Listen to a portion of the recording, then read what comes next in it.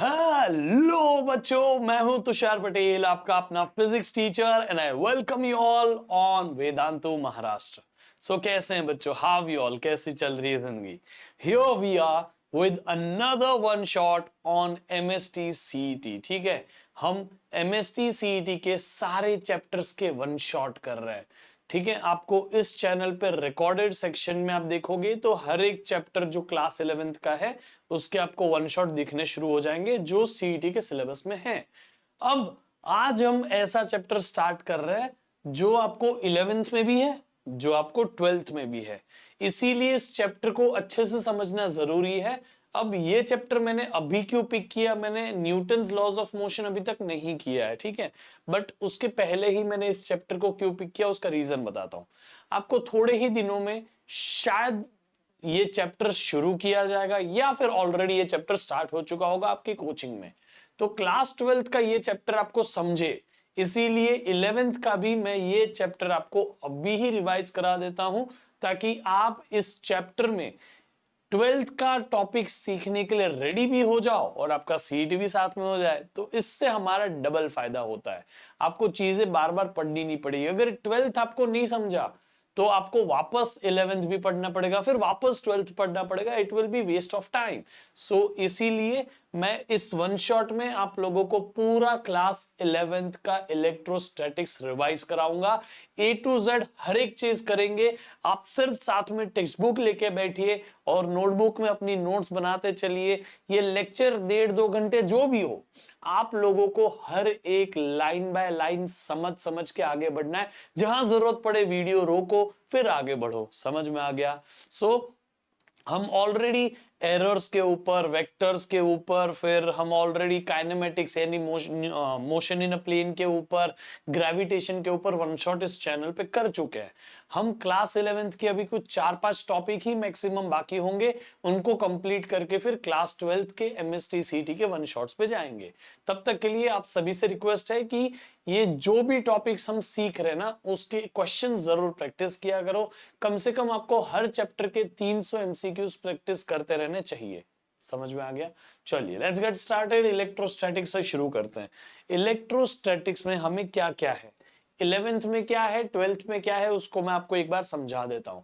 11th में हमें पहले तो चार्ज के बारे में बेसिक बेसिक बातें जाननी है, चार्ज होता क्या है।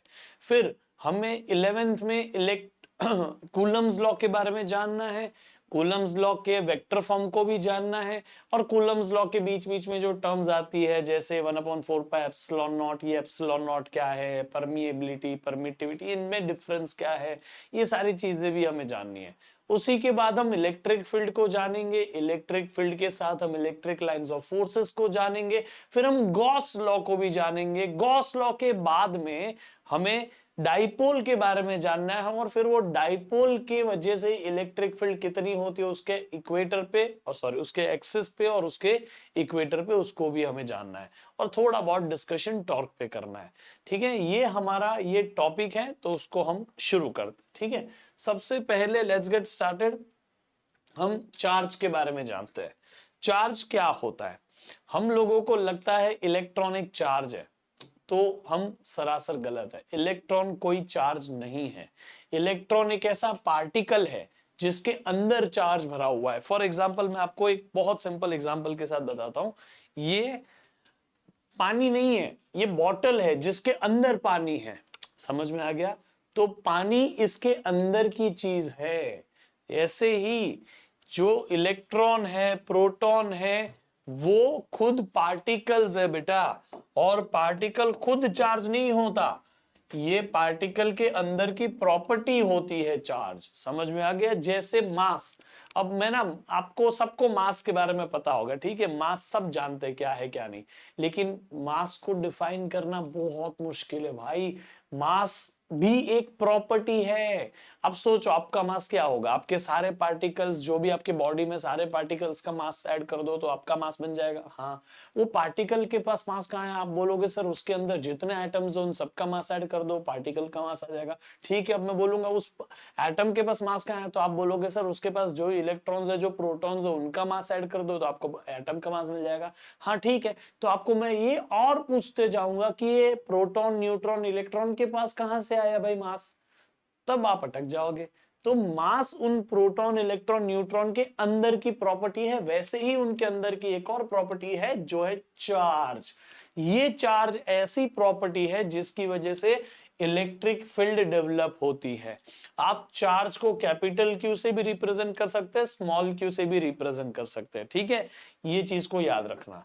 ये क्वांटाइजेशन ऑफ चार्ज है, थोड़ी देर बाद में हम इसके ऊपर डिस्कशन करते हैं, लेकिन मैं आपको अभी जो समझाना चाहता हूं वो ये है कि कोई भी जो चार्ज है वो जब रेस्ट पे होता है, यानी एक जगह बैठा होता है, मूव नहीं कर रहा होता है, वैसे यूनिफॉर्म मोशन में हो तो भी चल जाता है, ठीक है, लेकिन हम अभी के लिए मानते हैं कि वो मूव नहीं कर रहा है, ठीक है। तो चार्ज जब रेस्ट पे है तो अपने आसपास एक इलेक्ट्रिक फील्ड बनाता है, ठीक है। ये चार्ज अपने आसपास कैसी इलेक्ट्रिक फील्ड बनाएगा वो डिपेंड करेगा कि वो चार्ज का नेचर क्या है। अगर वो पॉजिटिव चार्ज है तो रेडियली आउटवर्ड इलेक्ट्रिक फील्ड बनाएगा, अगर वो नेगेटिव चार्ज है तो रेडियली इनवर्ड इलेक्ट्रिक फील्ड बनाएगा। आप देख सकते हो कि अगर मैं यहां एक सर्कल इमेजिन करूं ना, तो सर्कल की रेडियस की तरह ये सारी है, और रेडियस से दूर जाती, सेंटर से दूर जाती हुई लाइन दिख रही है, इसीलिए बोला जाता है रेडियली आउटवर्ड, रेडियली इनवर्ड। समझ में आ गया कि नहीं समझ में आ गया, याद रहेगा। तो ये चार्ज हर पार्टिकल के पास होता है जो दुनिया में एग्जिस्ट करता है। जैसे हमारी पूरी दुनिया एटम से बनी हुई है, एटम के न्यूक्लियस में प्रोटॉन्स और न्यूट्रॉन्स बैठे हुए हैं, प्रोटॉन्स के पास पॉजिटिव चार्ज है ऐसा वाला, न्यूट्रॉन्स के, अच्छा इलेक्ट्रॉन्स जो यहां बाहर है उनके पास नेगेटिव चार्ज है ऐसा वाला। अब आप बोलोगे सर न्यूट्रॉन के पास तो चार्ज ही नहीं है, ये बोलना गलत है, ठीक है। चार्ज हर चीज के पास होता है, लेकिन कभी कभी ऐसी चीज सिचुएशन बन जाती है कि पॉजिटिव चार्ज और नेगेटिव चार्ज इक्वल है, तो दोनों एक दूसरे के इफेक्ट को कैंसिल कर देते हैं और हम उस चीज को न्यूट्रल कहते हैं, और इसीलिए न्यूट्रल है तो न्यूट्रॉन है। समझ में आ गया। अब जैसे फॉर एग्जांपल इस एटम में अगर 3 प्रोटॉन होंगे तो 3 ही इलेक्ट्रॉन होंगे। 3 प्रोटॉन जितना पॉजिटिव चार्ज बनाएंगे 3 इलेक्ट्रॉन उतना ही नेगेटिव चार्ज बनाएंगे। आपको पता तो होगा ही है कि जितना प्रोटॉन का चार्ज है उतना ही इलेक्ट्रॉन के पास भी चार्ज होता है। Every proton and every electron has equal amount of charge. So आप सिंपली समझ सकते हो 3 प्रोटॉन 3 न्यूट्रॉन 3 इलेक्ट्रॉन एक दूसरे के चार्ज को कैंसिल करेंगे, पूरा एटम न्यूट्रल दिखेगा, लेकिन उसके अंदर पॉजिटिव और नेगेटिव दोनों बैठे हैं। समझ में आया ये बात? तो आई होप आपको समझा। अब हम आते हैं आगे, ठीक है। अब एक चीज हमें समझनी है जिसे हम क्वांटाइजेशन कहते हैं, और उसका रीजन बताता हूं मैं आपको। चार्ज की जो वैल्यू होती है, अब प्रोटॉन के पास और इलेक्ट्रॉन के पास जो चार्ज है उससे कम चार्ज हम किसी का नहीं मानते, जिनके बारे में हम पढ़ते हैं। देखो क्वार्क्स करके कुछ एग्जिस्ट करते हैं, ठीक है, लेप्टॉन्स है, क्वार्क्स है, ये सब फंडामेंटल पार्टिकल्स के अंदर आते हैं, बट मैं उसके ऊपर डिस्कशन नहीं कर रहा हूं जानबूझ के अभी, क्योंकि वो हम मॉडर्न फिजिक्स में बात कर सकते हैं। अभी मैं जिसके भी बारे में पढ़ूंगा उसमें सबसे छोटी चीज जो होगी वो इलेक्ट्रॉन और प्रोटॉन्स ही होंगे। तो मिनिमम चार्ज अगर हम जिसके भी बारे में पढ़ रहे हैं उनमें से मिनिमम चार्ज अगर किसी के पास है तो वो हो गया प्रोटॉन्स और इलेक्ट्रॉन्स के पास। तो minimum amount of charge electron का चार्ज मानते हैं, और वो होता है 1.6 इंटू 10⁻⁻19 कूलम। प्रोटॉन के पास भी उतना ही होता है 1.6 इंटू 10⁻⁻19 कूलम। अब हम न्यूक्लियस देखें, हाइड्रोजन में 1 प्रोटॉन, हीलियम में 2 प्रोटॉन, इसी तरह से ऑक्सीजन में 8 प्रोटॉन, हाँ कि ना, HELIB BCNO 8, तो ऑक्सीजन में 8 प्रोटॉन 8 इलेक्ट्रॉन। तो नंबर ऑफ प्रोटॉन बढ़ाते जाओगे अलग अलग एटम आते जाएगा। तो हर चीज डिपेंड करती है ना कि कितने प्रोटॉन बैठे हैं, उससे अलग अलग एटम बन रहा है। तो क्या मैं अगर बोलूं हाइड्रोजन के पास कितना पॉजिटिव चार्ज, तो प्रोटॉन का 1 बार, जितना प्रोटॉन के पास चार्ज है वो 1 बार, हीलियम के पास 2 बार, कार्बन के पास 6 टाइम्स, ऑक्सीजन के पास 8 गुना। यही तो बात हुई ना।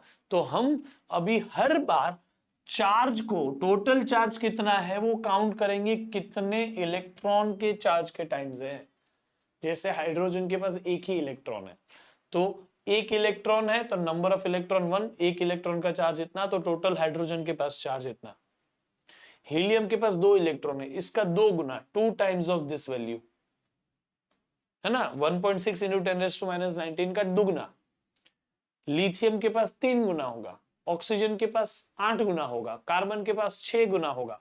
तो हम सिंपली समझ सकते हैं कि हम total charge number of electrons या protons times charge of 1 electron या 1 प्रोटॉन काउंट कर सकता है। So Q is equal to NE में E इज 1.6 इंटू 10⁻⁻19 लिया जाता है, और हम इलेक्ट्रॉन के चार्ज के मल्टीपल टाइम्स काउंट करते हैं टोटल चार्ज कितना है। इसीलिए हम इसको बोलते हैं कि हमने एक सेट कर दिया, क्वांटाइज कर दिया कि ये मिनिमम है, आप जितना भी बोलोगे वो इसके ही मल्टीपल में होगा, इसका 2 गुना, इसका 6 गुना, इसका 8 गुना, इसका 25 गुना। बस हमारे पास मिनिमम आ गया, क्वांटाइज, क्वांटा बन गया, मिनिमम वैल्यू बन गया। अब इसके मल्टीपल टाइम्स आपको जितना करना है, जैसे अगर मुझे 5 केजी, मेरे पास 1 केजी है, अब ये स्टैंडर्ड बन गया ना मेरा, ये क्वांटा बन गया, मेरा क्वांटाइज हो गया। मेरे पास 5 केजी बनाना, 1 केजी 5 बार लो, 10 केजी बनाना, 1 केजी 10 बार लो। यहां कोई 1.5 केजी एग्जिस्ट नहीं करता है। 1.5 टाइम्स इलेक्ट्रॉन, इलेक्ट्रॉन 1 होगा या 2 होगा या 3 होगा या 4 होगा या 5 होगा, इलेक्ट्रॉन 1.5 नहीं हो सकता, इलेक्ट्रॉन 2.5 ढाई नहीं हो सकता। तो इसीलिए इस लॉजिक के हिसाब से हम चलते हैं। समझ में आ गया? कुछ ऐसी प्रॉपर्टीज है जिसके बारे में बात कर लेते हैं। एडिटिविटी ऑफ चार्ज, आप चार्जेस को सिंपल एडिशन कर सकते हैं, ठीक है। अगर आपके पास चार्ज है 2 कूलम 3 कूलम दोनों पॉजिटिव, तो 2 कूलम प्लस 3 कूलम 5 कूलम हो गया टोटल।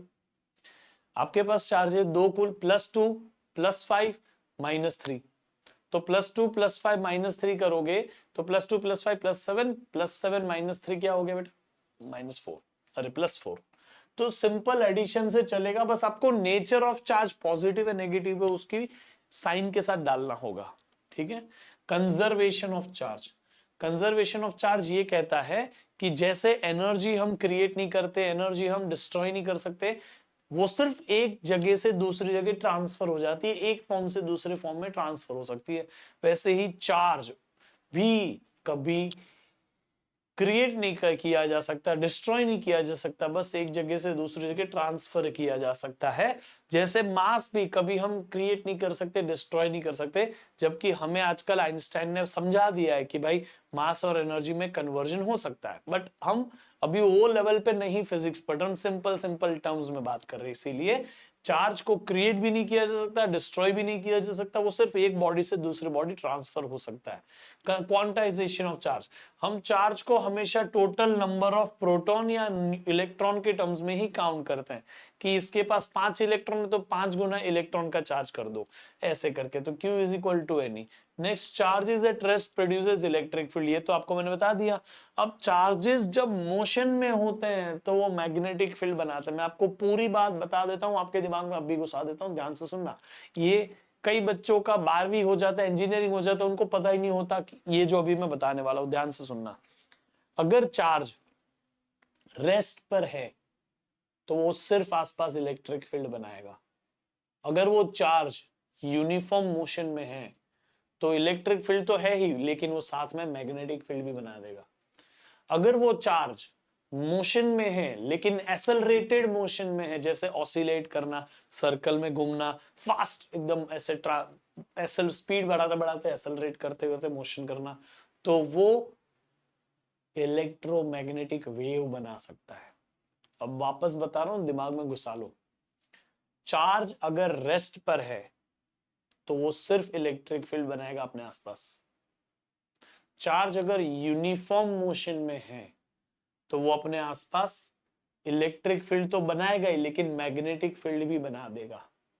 इसी को magnetic effect of electric current कहते हैं, क्योंकि मूविंग चार्ज मतलब करंट, करंट की वजह से आजू बाजू इलेक्ट्रिक फील्ड बनी, मैग्नेटिक फील्ड बनी, सॉरी, समझ में आया। तीसरा, अगर चार्ज नॉन यूनिफॉर्म मोशन में है, यानी एक्सेलरेटेड मोशन में है, जैसे ऑसिलेशन, सर्कुलर मोशन, तो वो चार्ज इलेक्ट्रोमैग्नेटिक वेव बनाता है, क्योंकि इलेक्ट्रोमैग्नेटिक वेव बनती ही चेंजिंग इलेक्ट्रिक फील्ड से है। इलेक्ट्रोमैग्नेटिक वेव कैसे बनती है, एक बार सिर्फ बता रहा हूं, आपके दिमाग में बाद में क्लिक होगा इसलिए।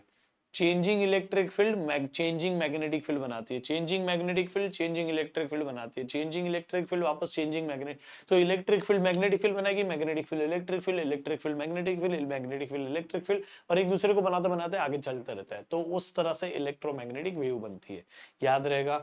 यानी कि इलेक्ट्रिक फील्ड और मैग्नेटिक फील्ड दोनों चार्जेस ही क्रिएट करते हैं भाई। चार्ज ही वो चीज है जिससे इलेक्ट्रोमैग्नेटिक वेव्स बनी, जिससे इलेक्ट्रिक फील्ड बनी, जिससे मैग्नेटिक फील्ड बनी। आपने अभी तक सुना होगा कि जैसे चार्ज इलेक्ट्रिक फील्ड बनाते हैं, मैग्नेट मैग्नेटिक फील्ड बनाते हैं, लेकिन मैग्नेट भी तो एटम से बने हैं, एटम तो इलेक्ट्रॉन्स और प्रोटॉन से बने, तो उनके पास इलेक्ट्रिक फील्ड ही है, समझा। तो अल्टीमेटली पूरा का पूरा शुरू हो गया है सिर्फ और सिर्फ चार्ज से। चार्ज है तो इलेक्ट्रिक फील्ड बनी, चार्ज है तो मैग्नेटिक फील्ड बनी, चार्ज है तो ईएमएफ बनी। आज आपके आंख में लाइट आ रही है ना सूर्य से, ये क्यों आई? इलेक्ट्रोमैग्नेटिक वेव की वजह से आई। और वही इलेक्ट्रोमैग्नेटिक वेव चार्ज के एक्सेलरेटेड मोशन से बनी। आज हम न्यूक्लियर एनर्जी ये वो सब बात करते हैं। आज आप मेरे से ये वीडियो देख पा रहे हो, कैसे इंटरनेट से आया ना। इंटरनेट इलेक्ट्रोमैग्नेटिक वेव्स के ट्रांसमिशन से चलता है। अभी मेरे पास यहाँ पे माइक है, लेकिन यहाँ पे कोई वायर नहीं कनेक्टेड है, सीधा वायरलेस है। कैसे डेटा कैसे ट्रांसफर हो रहा होगा? इलेक्ट्रोमैग्नेटिक वेव से ही तो ट्रांसफर हो रहा होगा। तो ये इलेक्ट्रोमैग्नेटिक वेव चार्ज के एक्सेलरेशन से आई, समझ में आया। इसी तरह से मैग्नेट्स कैसे काम करते हैं, वो चार्ज के मोशन से ही मैग्नेटिक फील्ड बनाते हैं, वैसे ही काम करता है। आपने एमआरआई मशीन सुना होगा, एमआरआई मशीन में मैग्नेटिक फील्ड बनानी पड़ती है स्ट्रॉन्ग। वो कैसे बनती है? वो भी चार्ज ही बनाते हैं भाई, मूविंग चार्ज मैग्नेटिक फील्ड बनाते हैं।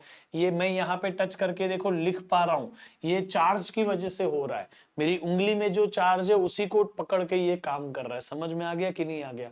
तो हम याद रखेंगे हर बार के लिए कि कभी भी आप चार्ज से ही सारी चीजें शुरू होती है, ठीक है। ये सारी की सारी चीजें आपकी टेक्स्ट बुक में भी दी हुई है। इलेक्ट्रिक करंट के इलेक्ट्रिक चार्जेस के बारे में यहाँ पे सब लिखा हुआ है। न्यूट्रॉन न्यूट्रल है, ये वो पॉजिटिव चार्ज करके कुछ होता है, नेगेटिव चार्ज करके कुछ होता है। फिर यहाँ पे देखो additive nature of charge, simple addition काम करता है, बस आपको चार्ज की वैल्यू सही से लेनी होती है, ठीक है। फिर ये जो है ना गोल्ड लीफ इलेक्ट्रोस्कोप, उसके बारे में थोड़ा सा बता देता हूँ। गोल्ड लीफ इलेक्ट्रोस्कोप क्या होता है, आप ध्यान से देखोगे तो ये जो है ना बेटा, ये एक गोल्ड का ऐसा स्ट्रिप था, ऐसा सीधा था, उसको तो बीच में से मोड़ दिया तो ऐसे हो गया। पहले ये ऐसा था, फिर ऐसा हमने उसको मोड़ के इधर रख दिया। अब क्या करते हैं हम पता है, इसके ऊपर एक ये भी मेटल ही है बेटा, ठीक है, ये गोल्ड है और यहाँ पे एक मेटल है, और उस मेटल है कि एक बार वो सेटअप छोड़ दो, काम क्या करता है यहाँ पे देखो, हमने पॉजिटिव चार्ज रॉड यहाँ पे लाया तो इस जगह पे नेगेटिव चार्ज इंड्यूस हुआ। क्यों? पॉजिटिव ने पूरे नेगेटिव को उधर खींच लिया, तो सारे नेगेटिव चार्ज ऊपर चले गए, तो नीचे कौन से चार्ज आ गए? पॉजिटिव। क्यों? जब ऊपर पॉजिटिव चार्ज हमने टच किया तो सारे नेगेटिव चार्जेस ऊपर चले गए, इधर बचे कौन से? सिर्फ पॉजिटिव।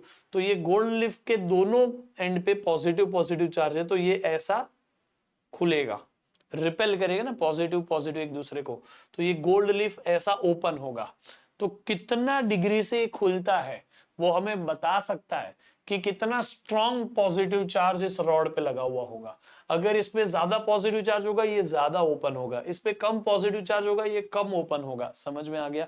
तो ये गोल्ड लीफ है, बहुत सिंपल सा लॉजिक वाला चीज है, आपको टेक्स्ट बुक में भी दिया हुआ है। तो मैं तो आपको यही सजेस्ट करूंगा बेटा कि आप ये पढ़ लीजिएगा एक बार, ठीक है, आपको खुद ही समझ जाएगा इसमें, और इससे ज्यादा कुछ है नहीं। ये पहली प्रॉपर्टी आपको मैंने बता दी। तो मास और चार्ज को यहां कंपेयर भी करके बताया है।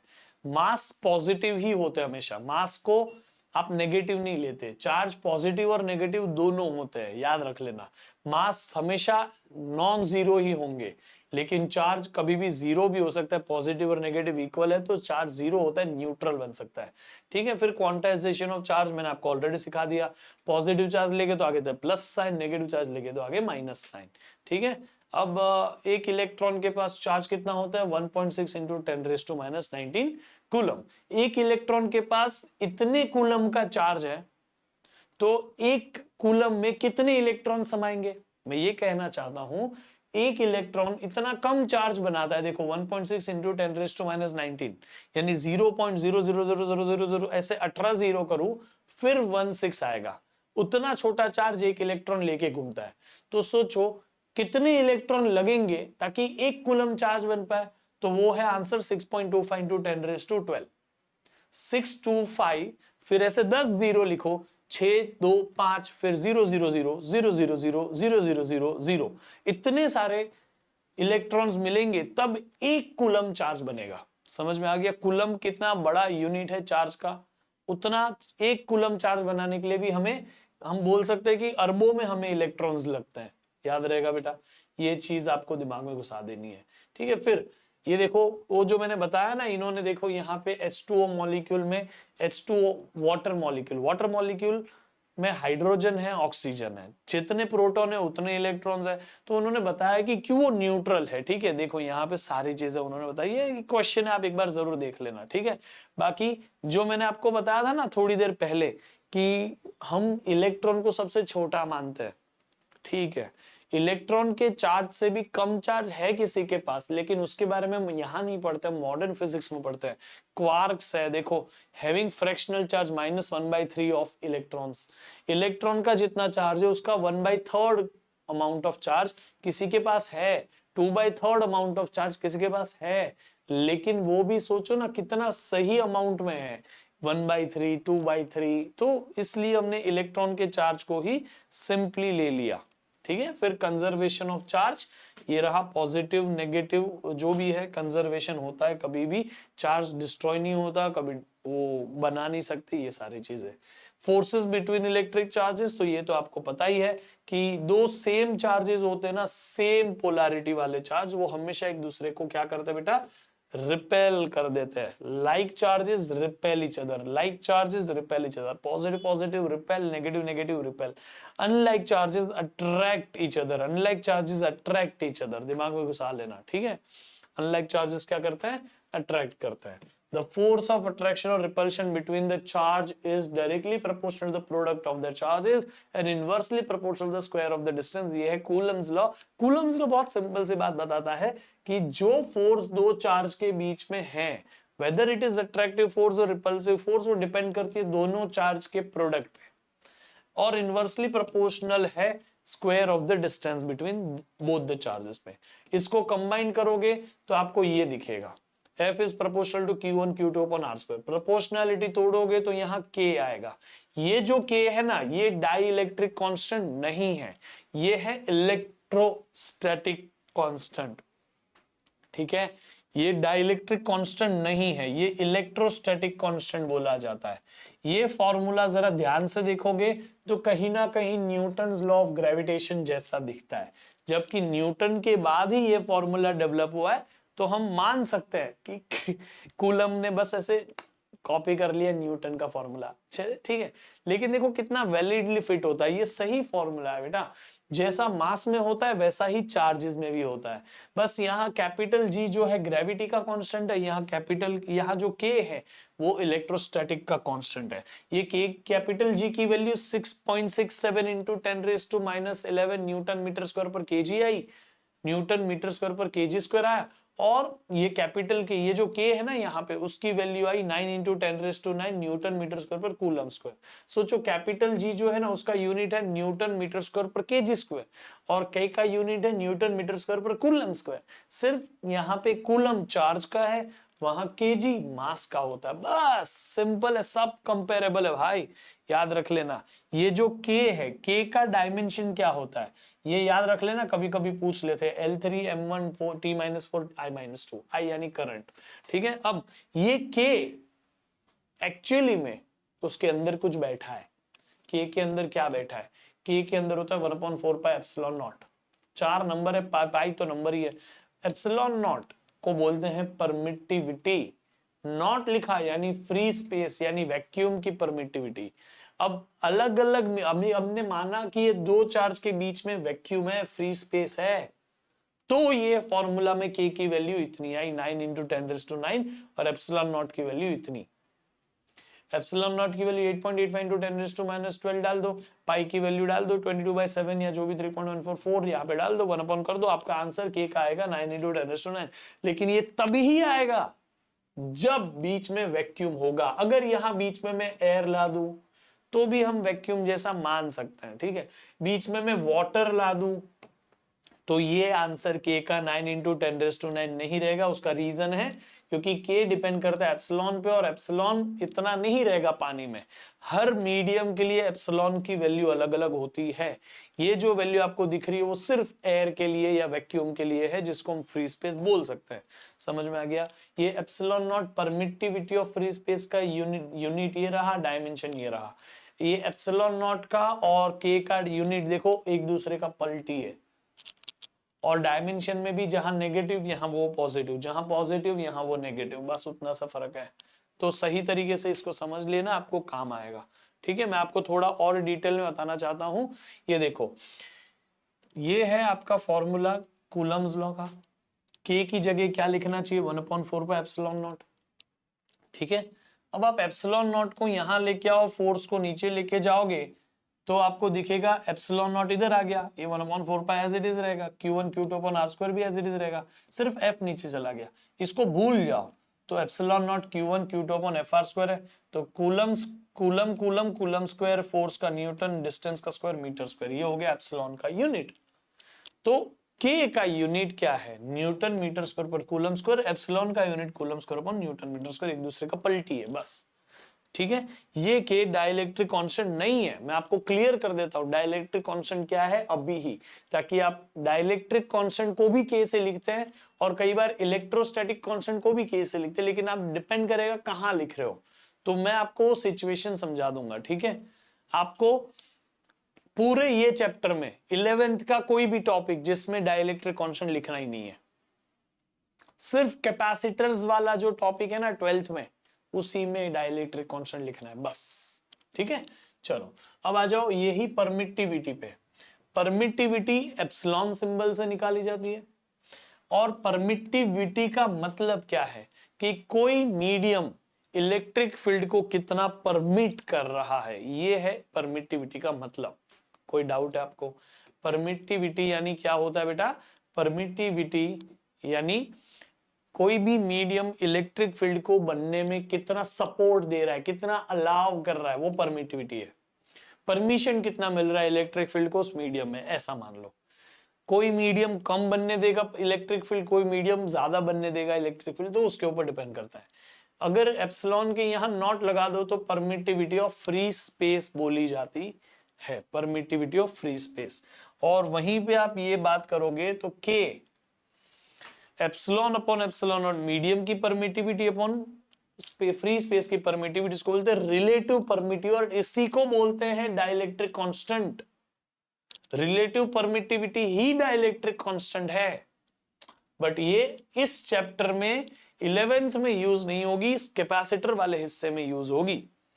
सेम मैग्नेटिक फील्ड में जो होता है परमिएबिलिटी बोला जाता है। इलेक्ट्रिक फील्ड में परमिटिविटी, तो मैग्नेटिक फील्ड में परमिएबिलिटी। परमिएबिलिटी म्यू सिंबल से रिप्रेजेंट करते हैं। इलेक्ट्रिक फील्ड ई होता है ना, इसलिए ई का ये आई थिंक ग्रीक लेटर है, तो एप्सिलॉन। और मैग्नेटिक फील्ड एम होता है, तो एम का ग्रीक लेटर म्यू। ऐसे परमिटिविटी है तो परमिएबिलिटी है, परमिटिविटी ऑफ फ्री स्पेस है तो परमिएबिलिटी ऑफ फ्री स्पेस है। इन दोनों के रेशियो को रिलेटिव परमिएबिलिटी बोलते, तो इन दोनों के रेशियो को रिलेटिव परमिएबिलिटी बोलेंगे। बस दो डिवाइड कर दिया, रिलेटिव हो गया ना भाई, जैसे रिलेटिव डेंसिटी। समझ में आया कि नहीं आया? बाकी तो ये आपको समझ गया होगा। ठीक है, अब Coulomb's law in vector form बता देता हूं, बहुत सारे बच्चे इसमें कंफ्यूज्ड होते हैं। आपको Coulomb's law in vector form और Newton's law of gravitation in vector form दोनों सही तरीके से साथ में याद रखने। ठीक है, नो कंफ्यूजन बिटवीन देम, दोनों में सिमिलर काम होता है। बस यहाँ ना रिपल्सिव फोर्सेस भी हो सकती है, और वहां न्यूटन्स लॉ में सिर्फ अट्रैक्टिव फोर्सेस होती है। एक बार आप ना ये बोर्ड को जरा ध्यान से देखो बेटा, ध्यान से इसको समझो। तो हमें कभी भी अगर कोई वेक्टर फॉर्म चाहिए तो एक चीज दिमाग में घुसा लेना, कोई भी वेक्टर मैग्नीट्यूड इनटू डायरेक्शन होता है। ठीक है, मैग्नीट्यूड आप ऑलरेडी जानते हैं, F is equal to G m1 m2 upon R square, F is equal to K q1 q2 upon R square, जानते हैं आप, उसी को रख देना है। डायरेक्शन देना कैसे है बस उसी को बता रहा हूं, ठीक है। अब ये आपके पास एक पॉजिटिव चार्ज है Q1, ये आपके पास एक नेगेटिव चार्ज है, एक और पॉजिटिव चार्ज है let's say Q2। Positive charge एक दूसरे को रिपेल करते हैं, ठीक है। तो हम अभी निकालना चाहते हैं कि फर्स्ट ने सेकंड को जो रिपेल किया वो फोर्स कितनी है। तो force on second charge because of first charge F bar 2 to 1, force on 2 due to 1, ऐसा लिखना चाहिए। क्या लिखते हैं, force on 2 due to 1 F21 bar, ठीक है। तो ये फोर्स किस पे लग रही है, 2 पे लग रही है। कौन लगा रहा है, 1 लगा रहा है। तो 1 आप खुद 1 बन जाओ, 1 जो है वो सेकंड पे फोर्स लगा रहा है, तो 1 से वो जो डिस्टेंस होगा वो लिया जाएगा from 1 to 2, R1 to 2, R1 to 2, R1 to 2, position vector from 1 to 2। तो फोर्स ऑन 2 ड्यू टू 1, तो 1 लगा रहा है 2 पे फोर्स, तो 1 से 2 का डिस्टेंस पोजीशन वेक्टर का डायरेक्शन यूनिट वेक्टर, इधर कैप दोगे तो इधर सब स्क्वायर सही है, लेकिन यूनिट वेक्टर को R221 बार को या R122 बार जो भी लिखना है, एक सेकेंड, हाँ चलो ठीक है, ये इसमें प्रॉब्लम नहीं है। R122 बार जो यहां लिखा है, सॉरी R122 कैप जो लिखा है वो तो वेक्टर अपॉन मैग्नीट्यूड होता है, तो R122 बार अपॉन R, यहां पे R122 कैप की जगह R122 बार अपॉन R कर दोगे तो R और ये R स्क्वायर R क्यूब बना देगा और बचेगा सिर्फ ये। तो ज्यादा दिमाग लगाना नहीं है इसमें, वेक्टर फॉर्म में सिंपल सी बात बताता हूं, इसको अपना याद रखो, आपको हमेशा काम आएगा। वेक्टर फॉर्म में फोर्स ऑन 2 ड्यू टू 1 निकालना है, तो 1 से डिस्टेंस मेजर करो। फोर्स ऑन 1 ड्यू टू 2 निकालना है, 2 की वजह से 1 पे फोर्स, तो 2 से 1 का मेजरमेंट डिस्टेंस होगा, R21 कैप होगा, R21 cap, vector from 2 to 1, ठीक है। अब सिंपली ये तो force on 2 due to 1 vector, ये मैग्नीट्यूड तो आपको पता है, R122 कैप, जो यहां 2 1 तो यहां 1 2, यहां कैप होगा तो यहां स्क्वायर, कैप की जगह यहां बार लिखना पड़ेगा तो यहां क्यूब कर देना भाई, कैप है तो स्क्वायर है, बार है तो क्यूब है, बस इतना दिमाग में घुसा लो।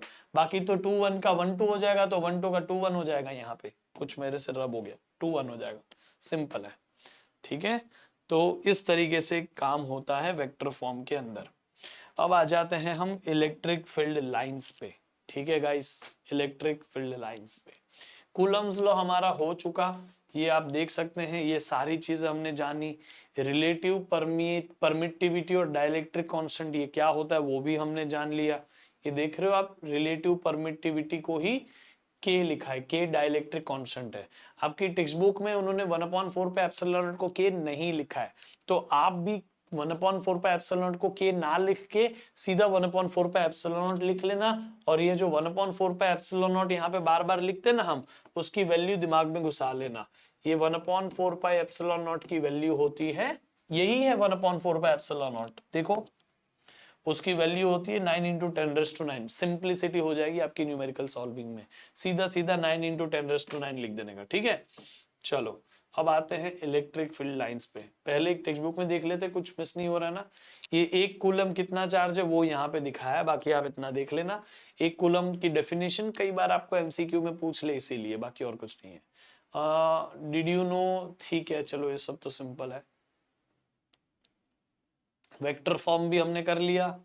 Comparison of gravitational and electrostatic force, देखो मैंने आपको ऑलरेडी ग्रेविटेशनल फोर्स का फॉर्मूला और इलेक्ट्रोस्टैटिक फोर्स का फॉर्मूला कंपेयर करके दिखा दिया। दिखता है कि दोनों पे इनवर्सली प्रोपोर्शनल टू R² है, हाँ है। दोनों में सेंट्रल फोर्सेस जैसा बिहेवियर है, यानी कि पहला चार्ज दूसरा चार्ज दोनों पे जो लाइन है ना, बीच में ज्वाइन करती हुई, उसी के अलोंग या तो अट्रैक्शन या उसी के अलोंग रिपल्शन है। ऐसा नहीं कि एक दोनों चार्ज इधर, एक इधर रिपल्शन, एक इधर अट्रैक्शन, ऐसा नहीं है। दोनों सेम लाइन पे ही, ये एक चार्ज है, दूसरा चार्ज इसी लाइन पे या तो अट्रैक्ट करेंगे या रिपेल करेंगे। ऐसे ही दो मासेस इसी लाइन के अलोंग अट्रैक्ट करता है, तो सेंट्रल फोर्स जैसा बिहेवियर है। दोनों में डिफरेंस क्या है? ग्रेविटेशनल फोर्स सिर्फ अट्रैक्टिव होती है, इलेक्ट्रोस्टैटिक फोर्स अट्रैक्टिव और रिपल्सिव दोनों होती है। ग्रेविटेशनल फोर्स जो है वो डिपेंड नहीं करती कि बीच में एयर है, वाटर है, क्या है क्या नहीं, मीडियम पे डिपेंड नहीं करती। इलेक्ट्रोस्टैटिक फोर्स डिपेंड करती है बीच में कौन सा मीडियम है। इसीलिए इलेक्ट्रोस्टैटिक फोर्स में जो एप्सिलॉन नॉट है ना, वो बदल सकता है अलग अलग मीडियम में, ठीक है। फिर gravitational force is about 36 order of magnitude weaker then electrostatic force, यानी इलेक्ट्रोस्टैटिक फोर्स से 10⁻36 मल्टीप्लाई करोगे, 10⁻36, आप सोच के देखो कितना बड़ा नंबर बनेगा, उतना बड़ा है इलेक्ट्रोस्टैटिक फोर्स। ग्रेविटेशनल फोर्स से आपको 10⁻36 मल्टीप्लाई करना है, फिर जो बड़ा नंबर बनेगा ना, वो होगा आपका electrostatic force. Electrostatic force is way stronger than gravitational force, ये कहना चाहता है, क्योंकि gravitational force is the weakest force in nature, ठीक है, याद रख लेना। प्रिंसिपल ऑफ सुपरपोजिशन, अब इसमें वेक्टर फॉर्म बार बार यूज कर सकते हो या सिंपल तरीके से आप मैग्नीट्यूड वाइज भी कर सकते हो। जैसे फॉर एग्जांपल मैं आपको बताता हूं, ठीक है। अब हमारे पास में देखो, यहाँ पे एक सेंटर पे एक चार्ज है Q1, ठीक है, दूसरा charge Q2, Q3, Q4, Q5, let's say सारे पॉजिटिव है। सारे पॉजिटिव है तो कैसे सारी फोर्सेस को लिया जाता है, बस वो बता रहा हूं। ये जो Q1 चार्ज है वो भी पॉजिटिव है, Q2 भी पॉजिटिव, Q3 भी पॉजिटिव, Q4 भी पॉजिटिव, Q5 भी पॉजिटिव, ठीक है। फिर मैं क्या करूंगा, ऑल्टरनेट पॉजिटिव नेगेटिव लेके भी आपको दिखा दूंगा। अब आपको क्या करना है, अब positive positive repels each other, तो इन दोनों के बीच की लाइन के अलोंग ये रिपल्सिव फोर्स, ये फोर्स 2 ने लगाई 1 पे, तो फोर्स ऑन 1 ड्यू टू 2, 2 ने लगाई है 1 पे, इसलिए force on 1 due to 2। Force लग किस पे रही है? 1 पे, किसकी वजह से? 2 की वजह से, फोर्स ऑन 1 ड्यू टू 2।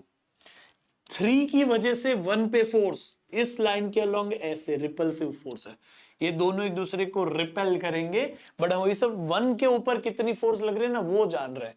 तो 3 की वजह से 1 पे ऐसी फोर्स लगेगी, force on 1 due to 3, F13।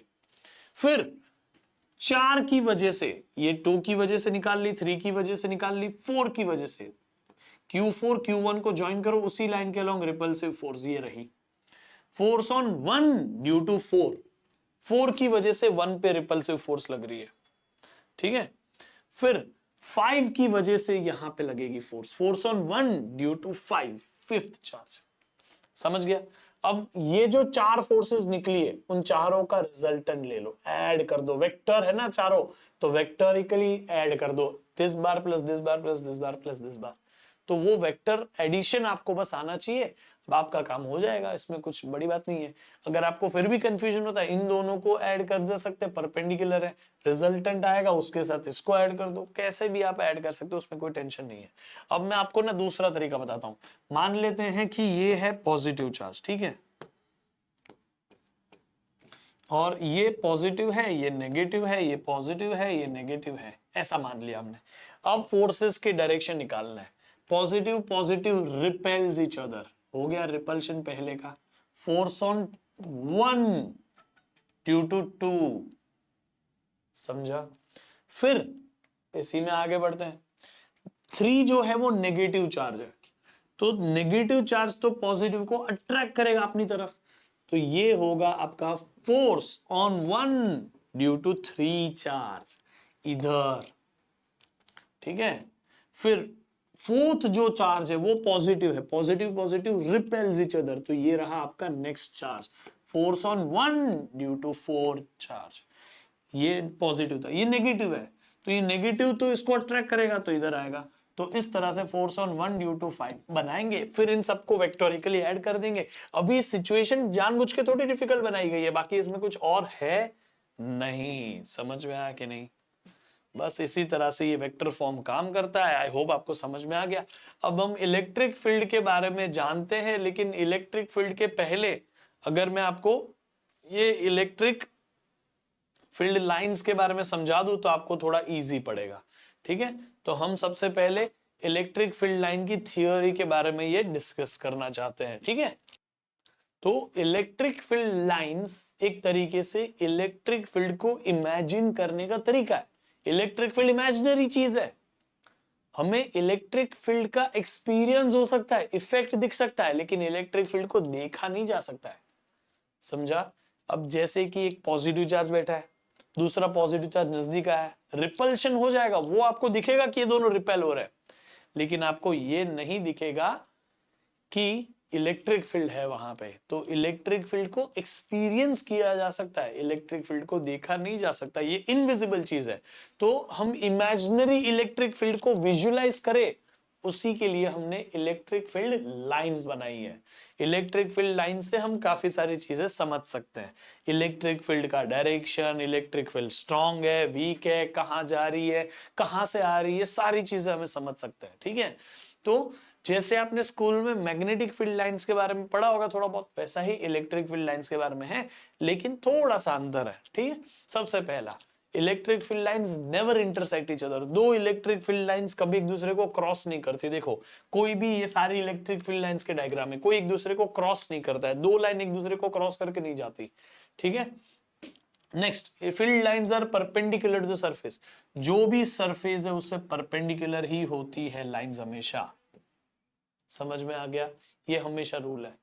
The magnitude of the charge and the number of field lines both are proportional to each other। यानी अगर स्ट्रॉन्ग इलेक्ट्रिक फील्ड है तो ज्यादा इलेक्ट्रिक लाइंस दिखेगी, वीक इलेक्ट्रिक फील्ड है तो कम number of lines दिखेगी, बस यही बात है। फिर the start point of field line is either positive charge and end at a negative charge। Positive charge से हमेशा फील्ड लाइन बाहर ही निकलेगी और नेगेटिव चार्ज में हमेशा फील्ड लाइन अंदर ही घुसेगी। लेकिन पॉजिटिव चार्ज अलग हो, नेगेटिव चार्ज दिखे ही ना आपको, तो भूल जाओ कि नेगेटिव चार्ज है, तो पॉजिटिव से निकल के ये कहां जाएगी? इन्फिनिटी पे चली जाएगी, हम ऐसा मानते हैं।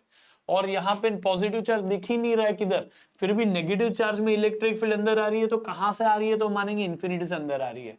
तो हम ऐसा मान सकते हैं कि पॉजिटिव चार्ज से इन्फिनिटी तक जा रही है, इन्फिनिटी से नेगेटिव चार्ज पे आ रही है, ऐसा भी मान सकते हैं। ठीक है, पॉजिटिव चार्ज से ओरिजिनेट होती है, टर्मिनेट नेगेटिव चार्ज पे होती है, इसको याद रखना। फिर for the field line to इधर स्टार्ट और end at infinity single charge must be used. अगर हम मानते हैं कि इस पे इन्फिनिटी पे लाइन जाके एंड हो रही है तो ये अकेला चार्ज होगा तो ही, अगर वहां नेगेटिव चार्ज होगा तो नेगेटिव पे जाके एंड हो जाएगी ना, फिर इन्फिनिटी पे जाने की क्यों जरूरत? समझ में आया? तो ये चीज को याद रखना। एक लास्ट चीज मैं आपको बताना चाहता हूं, जो इलेक्ट्रिक फील्ड और मैग्नेटिक फील्ड में बड़ा अंतर है। कई बार आपको समझना पड़ता है दोनों के बीच में डिफरेंस। एक्चुअली ना, सही तरीका क्या है पता है इस चैप्टर को समझने का? ये गलत तरीके से हमें पढ़ाया जाता है। हमारे नेचर में एक है ग्रेविटेशनल फील्ड, हमारे नेचर में एक है ग्रेविटेशनल फील्ड, इलेक्ट्रिक फील्ड और मैग्नेटिक फील्ड। बस ये तीन ही तो चीजें हैं जो हमें फिजिक्स के सिलेबस में पढ़नी होती है।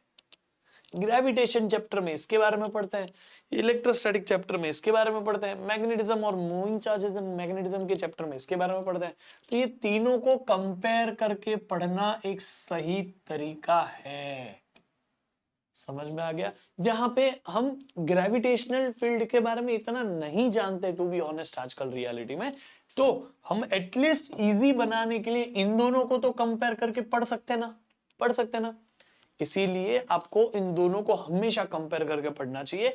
एक बार आप इलेक्ट्रोस्टैटिक्स सीख लो, मैग्नेटिज्म सीख लो, फिर आपको ये दोनों को साथ में कंपैरिजन के साथ पढ़ना चाहिए। और उसके लिए मैं आपकी एक हेल्प कर देता हूं। आपको सिंपली YouTube पे जाके सर्च करना है, कंप्लीट इलेक्ट्रोमैग्नेटिज्म तुषार पटेल वेदांतु महाराष्ट्र, बस इतना सर्च कर लो YouTube पे।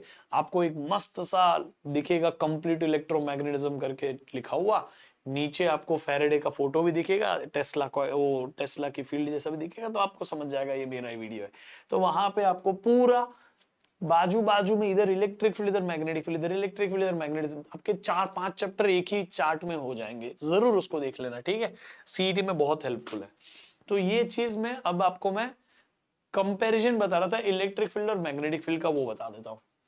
इलेक्ट्रिक फील्ड कभी क्लोज लूप में नहीं होती। पॉजिटिव से शुरू हुई नेगेटिव पे खत्म हो गई भाई।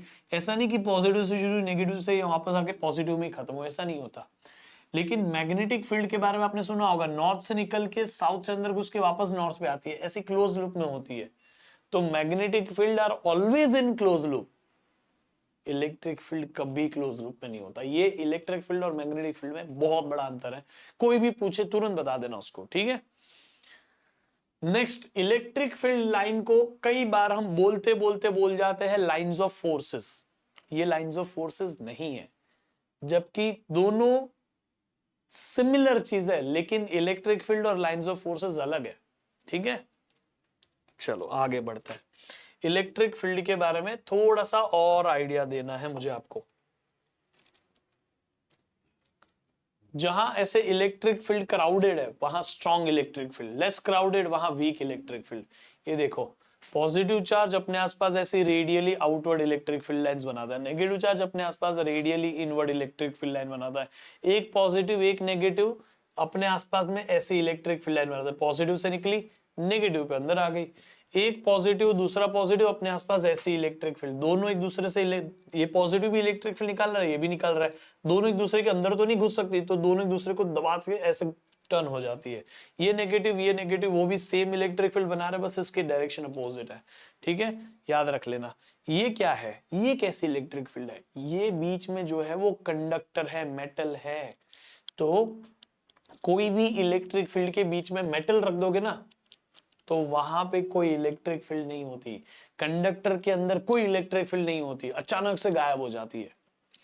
यही रीजन है कि अगर बिजली गरज रही हो, जोर जोर से बिजली गरज रही हो, बिजली गिर रही हो, तो अपने कार के अंदर बैठे रहो, क्योंकि आपका कार भी एक कंडक्टिंग बॉडी बन जाता है। कैसे, कार पूरी मेटालिक होती है ना ऊपर से, तो मेटालिक बॉडी के अंदर आप ऐसे बैठे रहोगे तो अंदर इलेक्ट्रिक फील्ड ही नहीं लगती है।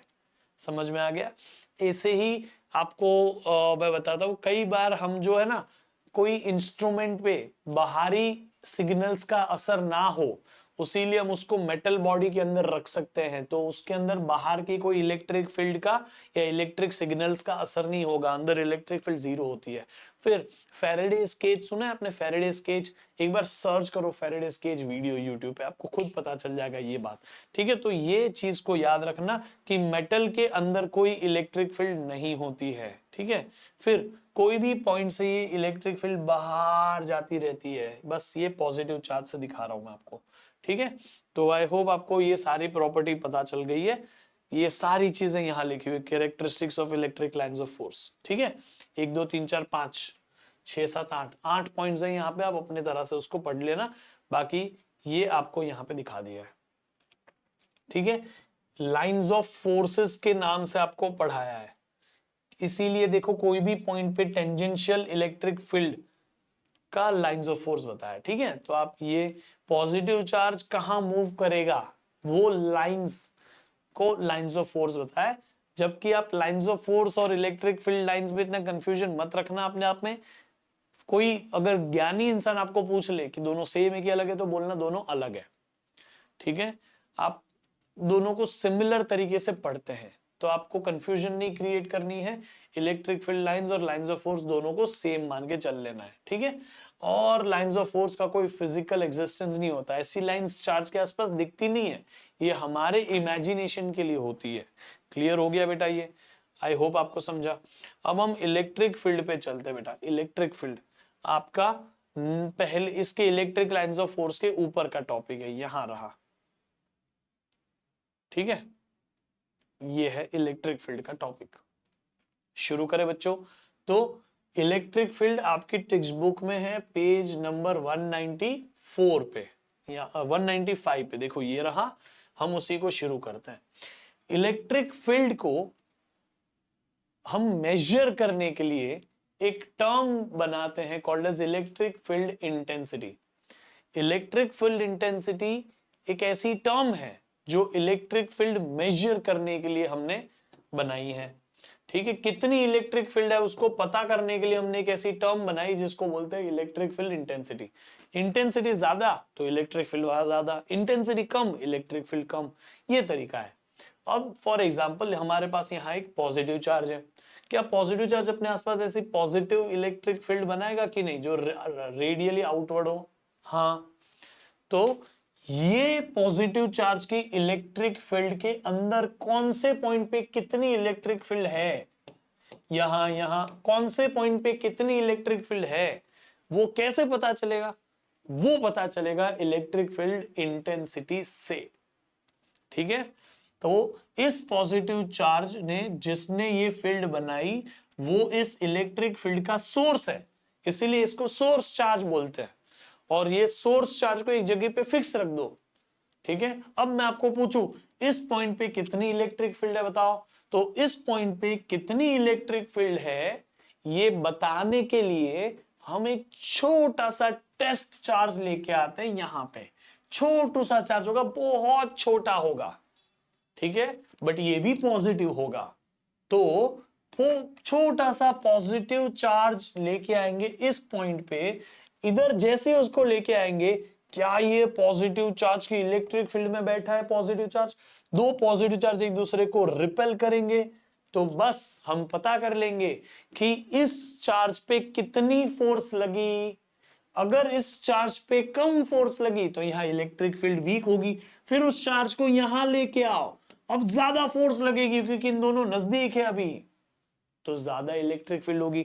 तो कहां उस चार्ज पे कितनी फोर्स एक्सपीरियंस हो रही है वो हमें समझा सकता है कि उस चार्ज पे कितनी इलेक्ट्रिक फील्ड इसकी एक्सपीरियंस हो रही होगी। समझ में आ गया? तो कुछ नहीं, सिंपल सी बात है, हम ये जो मेन चार्ज है उसको कैपिटल क्यू लेते हैं, जो ये छोटू सा चार्ज है उसको स्मॉल क्यू लेते हैं, कैपिटल क्यू से स्मॉल क्यू के बीच में डिस्टेंस को आर ले लेते हैं। तो फोर्स का फॉर्मूला क्या हो गया बेटा? फोर्स का फॉर्मूला होगा K Q Q upon R square, capital Q small Q upon R square. ठीक है, ये वेक्टर फॉर्म में लिखना चाहो आप तो फोर्स का वेक्टर, तो यहाँ पे आर कैप डाल दो, बस खत्म, छोड़ो ना 1 2 2 1 छोड़ दो, इसलिए Q1 Q2 नहीं लिखा है मैंने। हम बड़े चार्ज के हिसाब से सब पढ़ रहे हैं अभी, ये बड़े चार्ज की इलेक्ट्रिक फील्ड में छोटे चार्ज को टेस्ट करने के लिए लाया है, छोटे चार्ज के बारे में नहीं पढ़ रहे, बड़े चार्ज के बारे में पढ़ रहे। तो बड़े चार्ज से उसका distance R bar, R cap लेना है। समझ में आ गया? तो ये आर कैप इसी ले लिया। अब इलेक्ट्रिक फील्ड कितनी होती है, तो कितना फोर्स वो छोटा चार्ज एक्सपीरियंस करेगा वो होती है इलेक्ट्रिक फील्ड। एफ की value K Q Q upon R square और आर कैप, और यहाँ पे स्मॉल क्यू तो कैंसिल हो गया, तो के क्यू आर स्क्वायर, के कैपिटल क्यू आर स्क्वायर और ये स्मॉल आर का क्या, छोड़ दो, ये वेक्टर फॉर्म हटा दो, तो के क्यू बाय आर स्क्वायर हो गया, ये के क्यू बाय आर स्क्वायर हो गया ना मैग्नीट्यूड वाइज।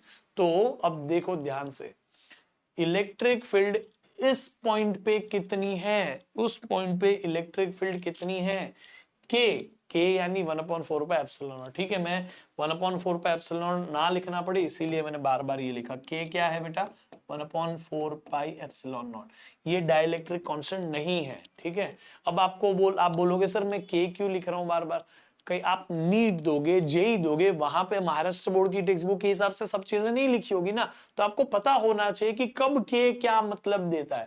यहाँ के जो है ना वो इलेक्ट्रिक फील्ड के अंदर का के है, ये डाइलेक्ट्रिक कांस्टेंट नहीं होता है, ये 1/4 पाई एप्सिलॉन नॉट दिखता है, जिसकी वैल्यू 9 × 10⁹ है बेटा।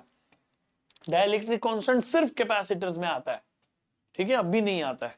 अब आ जाओ यहाँ पे, तो ये electric field due to which charge है, एक पॉइंट चार्ज है, ये उसका वेक्टर फॉर्म, ये उसका मैग्नीट्यूड फॉर्म, कि इस पॉइंट पे इस चार्ज की कितनी इलेक्ट्रिक फील्ड है, तो वो है 1/4 pi epsilon not capital Q divided by distance का स्क्वायर, यहां से यहां तक का डिस्टेंस जो है उसका स्क्वायर। अब सोचो इधर कितनी इलेक्ट्रिक फील्ड है, किसकी, इस चार्ज की, तो इसी पे डिपेंड करेगी ना, इस चार्ज पे थोड़ी डिपेंड करेगी, इसीलिए इलेक्ट्रिक फील्ड के फॉर्मूला में स्मॉल क्यू है ही नहीं, तो उस पर डिपेंड ही नहीं करता। अरे इस पे कैसे डिपेंड करेगा, ये तो हम टेस्ट करने के लिए लाए थे कि इसके ऊपर कितना फोर्स लगेगा, जितना फोर्स लगेगा उस हिसाब से हम अंदाजा लगा लेंगे कि हाँ यहाँ इलेक्ट्रिक फील्ड इतनी है, तो वही काम के लिए लाए थे।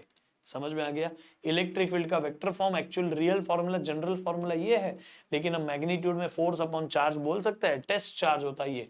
जिस चार्ज के इलेक्ट्रिक फील्ड के बारे में बात कर रहे हो वो नहीं, जो चार्ज को टेस्ट करने के लिए है ना वो डिवीजन में होगा, क्योंकि इस फोर्स में से उस चार्ज की वैल्यू को कैंसल करवाना होता है।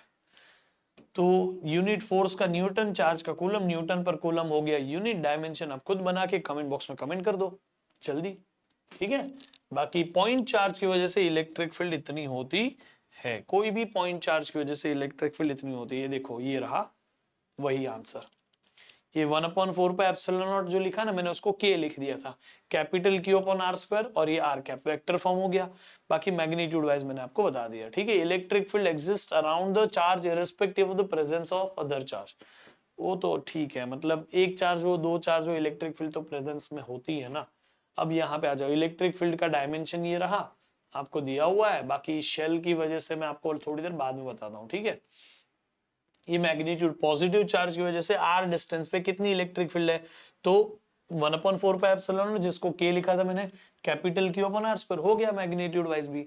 अब वो इलेक्ट्रिक फील्ड का डायरेक्शन क्या होता है, तो उसके लिए आप ये समझिए, अगर हमारा चार्ज पॉजिटिव है, जो सोर्स मेन चार्ज है वो पॉजिटिव है, तो कोई भी पॉइंट पे इलेक्ट्रिक फील्ड रिपल्सिव होती है, क्योंकि हम यहाँ टेस्ट चार्ज लेके आएंगे स्मॉल क्यू, वो तो पॉजिटिव ही होगा, तो पॉजिटिव पॉजिटिव रिपेल करेगा, इसीलिए यहाँ इलेक्ट्रिक फील्ड भी ऐसी होगी। लेकिन अगर हमारा सोर्स चार्ज नेगेटिव है, टेस्ट चार्ज हमेशा पॉजिटिव होता है, जब तक बोला ना जाए टेस्ट चार्ज को पॉजिटिव ही लेने का। तो यहाँ पॉजिटिव चार्ज लाओगे तो नेगेटिव तो उसको अट्रैक्ट कर लेगा, तो electric field negative source charge की वजह से अट्रैक्टिव होती है। तो इलेक्ट्रिक फील्ड उस चार्ज से दूर जा रही है या पास आ रही है, वो डिपेंड करता है कि जो मेन चार्ज है सोर्स चार्ज वो पॉजिटिव है कि नेगेटिव। तो आपके लिए ये सोर्स चार्ज पॉजिटिव था, तो हर पॉइंट पे इलेक्ट्रिक फील्ड ऐसी रेडियली आउटवर्ड होगी, इसीलिए तो हम ऐसे एरो बनाते बाहर जाते हुए कि कोई भी पॉइंट पे ऐसी होगी ना।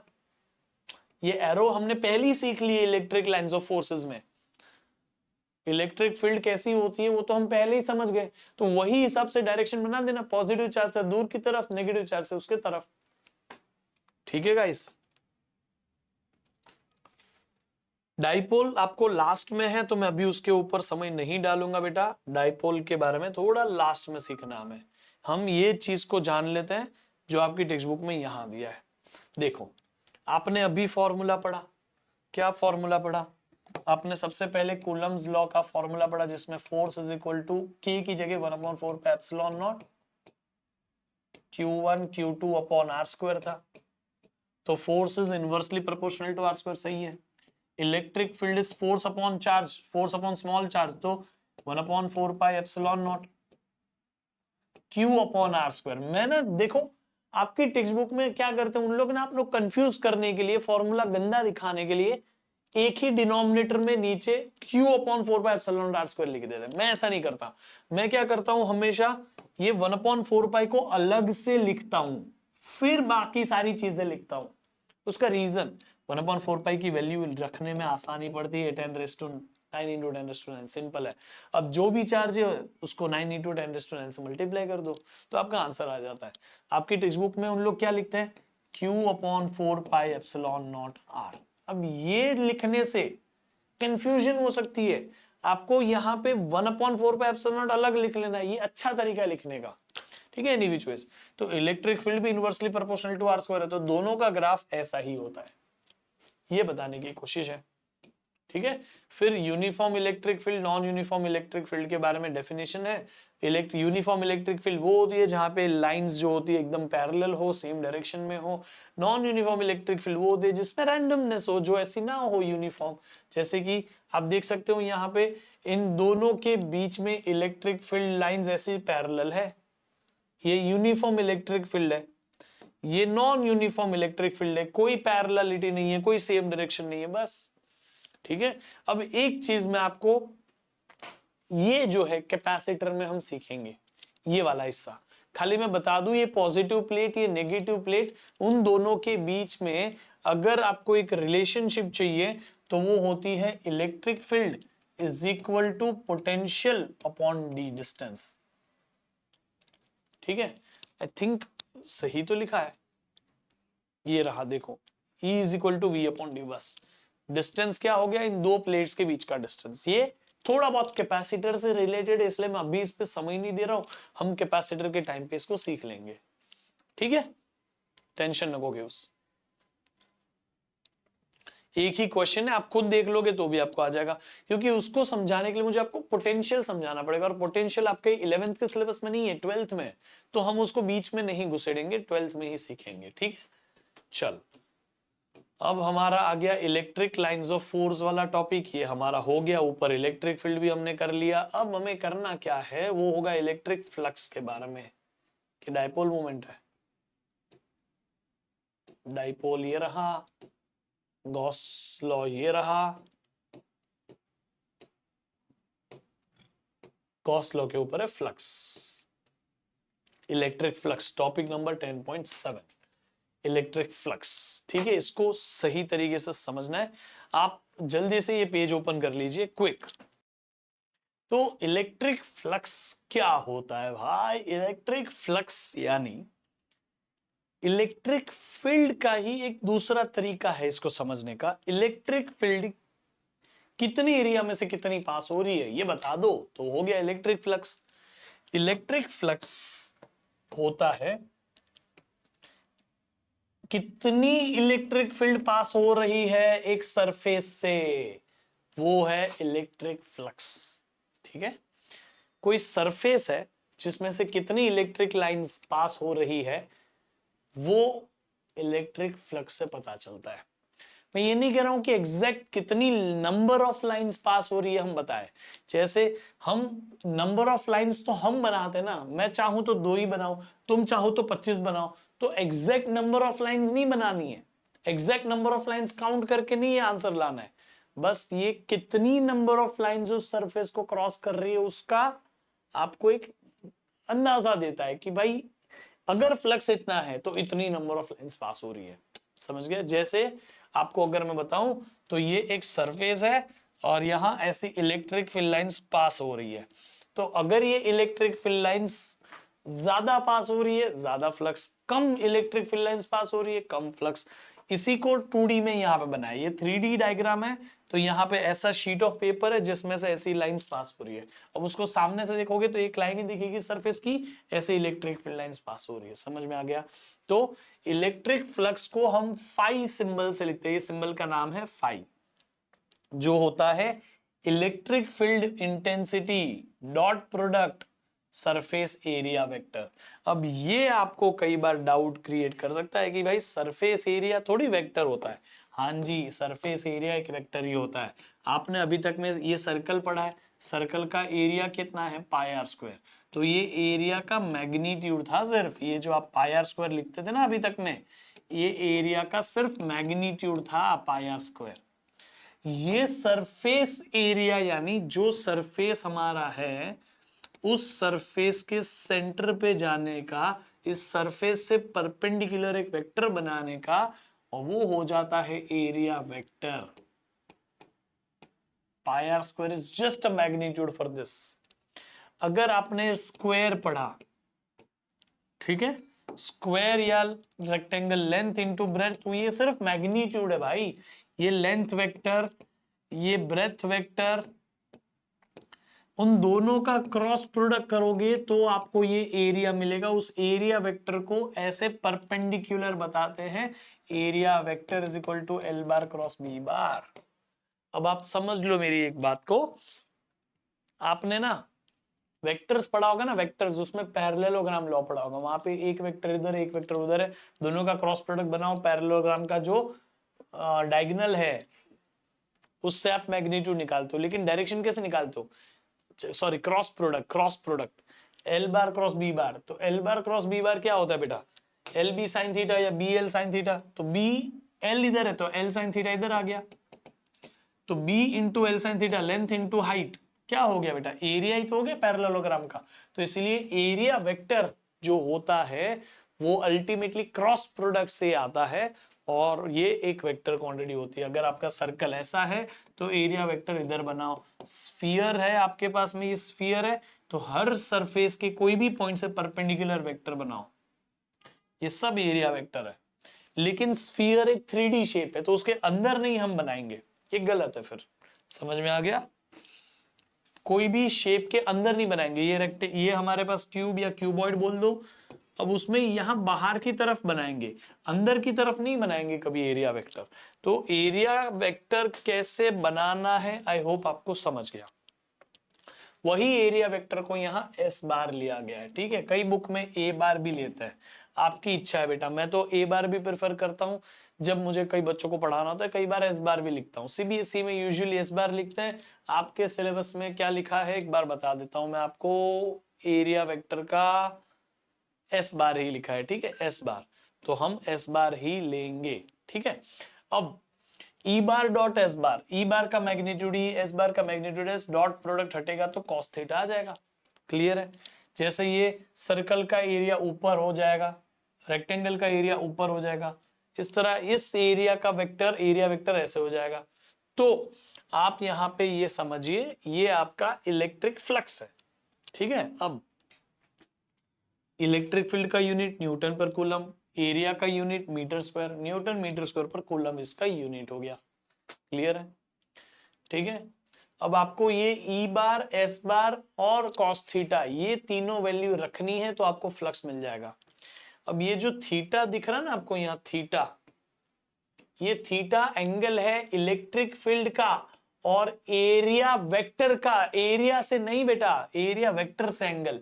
यानी कि आप देखोगे तो ये जो सरफेस है उसका एरिया वेक्टर इधर होगा, इलेक्ट्रिक फील्ड भी देखो सारी आगे ही है, तो एरिया वेक्टर और इलेक्ट्रिक फील्ड के बीच में 0 डिग्री एंगल है, तो थीटा 0 आएगा। समझ में आ गया। यहां देखो ये जो है ना टेढ़ा सरफेस है, 3D डायग्राम छोड़ो 2D में आओ, ये आपका एरिया है वो, और एरिया वेक्टर इधर आ जाएगा ना, तो एरिया वेक्टर इधर है, इलेक्ट्रिक फील्ड इधर है, तो ये एंगल लेना है, ना कि ये एंगल के साथ इलेक्ट्रिक फील्ड का। सरफेस एरिया के साथ इलेक्ट्रिक फील्ड का एंगल नहीं लेना है।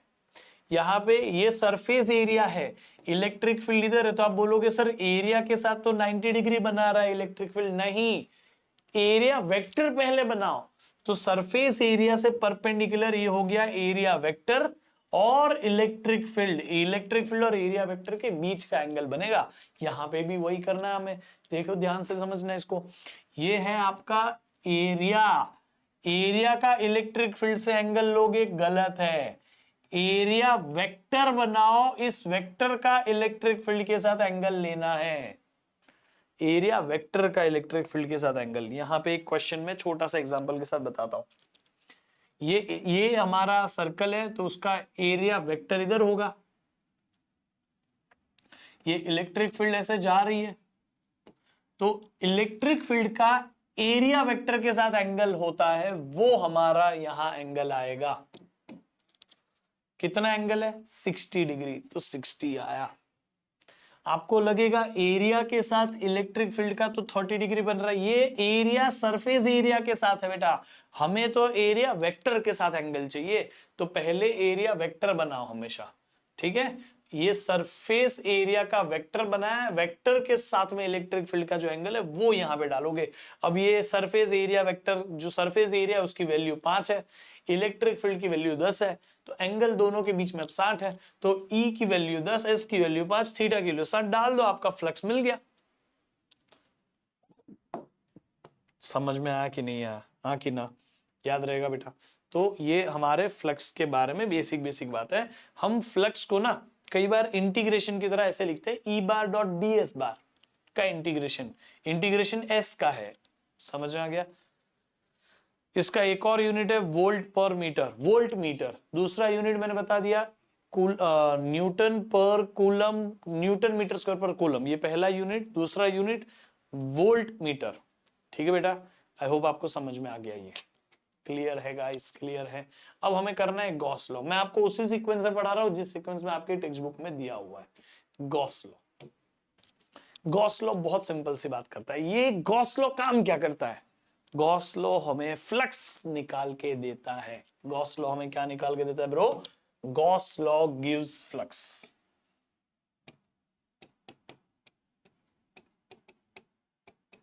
अब एक्चुअली जो फ्लक्स का फॉर्मूला था, जरा ध्यान से यहां देखो ना ब्रो, फ्लक्स का जो फॉर्मूला था वो सर्कल के लिए, स्क्वायर के लिए, ट्राइंगल के लिए हमें आ जाएगा। क्यों, क्योंकि उनके एरिया की वैल्यू हमें पता होती है। लेकिन अगर कभी सरफेस ऐसा रैंडम आ गया, तो उसका एरिया कैसे निकालेंगे? एरिया निकालने के लिए इंटीग्रेशन यूज करना पड़ेगा। तो यहां पे एरिया वेक्टर का इंटीग्रेशन करना है, उस वक्त में हमारा काम मुश्किल हो जाएगा। इसीलिए हम इंटीग्रेशन से छुटकारा पाने को गॉस लॉ सीख लिए। गॉस लॉ से हमारा काम आसान हो जाता है। गॉस लॉ क्या कहता है पता है? आपको एक इमेजिनरी सरफेस इमेजिन करना है, मतलब एक इमेजिनरी सरफेस बना लेना है। जैसे ध्यान से सुनना, हम एक इमेजिनरी सरफेस बना ले, ये सरफेस को बोले गॉसियन सरफेस। क्या बोले? Gaussian surface. Gaussian surface imaginary होगा, रियलिटी में दिखता नहीं, हम इमेजिन करेंगे ऐसा है। ये गॉसियन सरफेस 3D होना चाहिए, स्फीयर, क्यूब, कोन, वैसा। सर्कल, स्क्वायर ये नहीं चलेगा। ये सर्कल नहीं है, ये स्फीयर है। समझ में आया? ये बॉटल देखो, बॉटल 3D सरफेस है, इसके अंदर अगर कोई चार्ज है चलेगा, कोई प्रॉब्लम नहीं। ये बॉटल 3D सरफेस है, ये चलेगा। इसके अंदर हमने ऐसा सरफेस इमेजिन किया, इसके आसपास चलेगा। क्लोज्ड होना चाहिए, हर जगह से पैक होना चाहिए। देखो बॉटल पैक है ना, हाँ चलेगा। स्फीयर हर जगह से पैक है, चलेगा। इधर बीच में छेद नहीं होना चाहिए, कहीं खुला नहीं होना चाहिए। आप बना दोगे इतना, ये चार्ज के आसपास इतना गॉसियन सरफेस, ये नहीं चलेगा बेटा। ठीक है। फिर सिमेट्रिकल होना चाहिए, ये चार्ज से जहां तक दिखे आपको सिमेट्री दिखनी चाहिए। बॉटल में देखो सिमेट्री दिखती है, क्यूब में सिमेट्री दिखती है, कोन में सिमेट्री दिखती है, कोन में सिमेट्री दिखती है, सिलेंडर में सिमेट्री दिखती है, स्फीयर में सिमेट्री दिखती है। तो जहां तक हो सके ऐसे सरफेस बनाओ। आपको फिर जो बेस्ट लगे आप वो बना सकते हैं। सिमेट्रिकल दिखना चाहिए, बस मैं ये कहना चाहता हूं। ठीक है, सिमेट्रिकल दिखना चाहिए। कोई डाउट है आपको भी? ये चीज को याद रखना। अब इसके साथ में, ये तो इजी इजी कंडीशन है, इसके साथ में दो और कंडीशन है। सबसे पहली कंडीशन, एरिया वेक्टर और इलेक्ट्रिक फील्ड के बीच में एंगल सेम दिखना चाहिए हर जगह, वैसे बनाना है। ठीक है, जैसे कि अगर ये पॉजिटिव चार्ज है तो उस पॉजिटिव चार्ज से इलेक्ट्रिक फील्ड ऐसी निकलेगी कि नहीं निकलेगी? ऐसी निकलेगी कि नहीं निकलेगी? ऐसी निकलेगी कि नहीं निकलेगी? हाँ निकलेगी। तो कोई भी पॉइंट पे आप इलेक्ट्रिक फील्ड बनाओगे, वो तो आपको समझ गया वो कैसी होनी है, ऐसी होने वाली है। तो इस पॉइंट पे इलेक्ट्रिक फील्ड ऐसी है, यहां का छोटू सा एरिया लो और उसका एरिया वेक्टर बनाओ। कितना एरिया वेक्टर और इलेक्ट्रिक फील्ड में एंगल कितना? 0। अब यहां पे देखो ध्यान से, थोड़ा सा आगे बढ़ते हैं।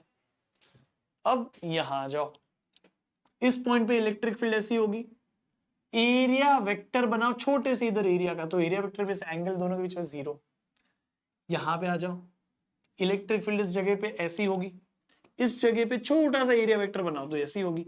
तो सब हर बार पूरे सरफेस में इलेक्ट्रिक फील्ड और एरिया वेक्टर के बीच में एंगल सेम है। इधर 0 है तो इधर भी 0, इधर भी 0।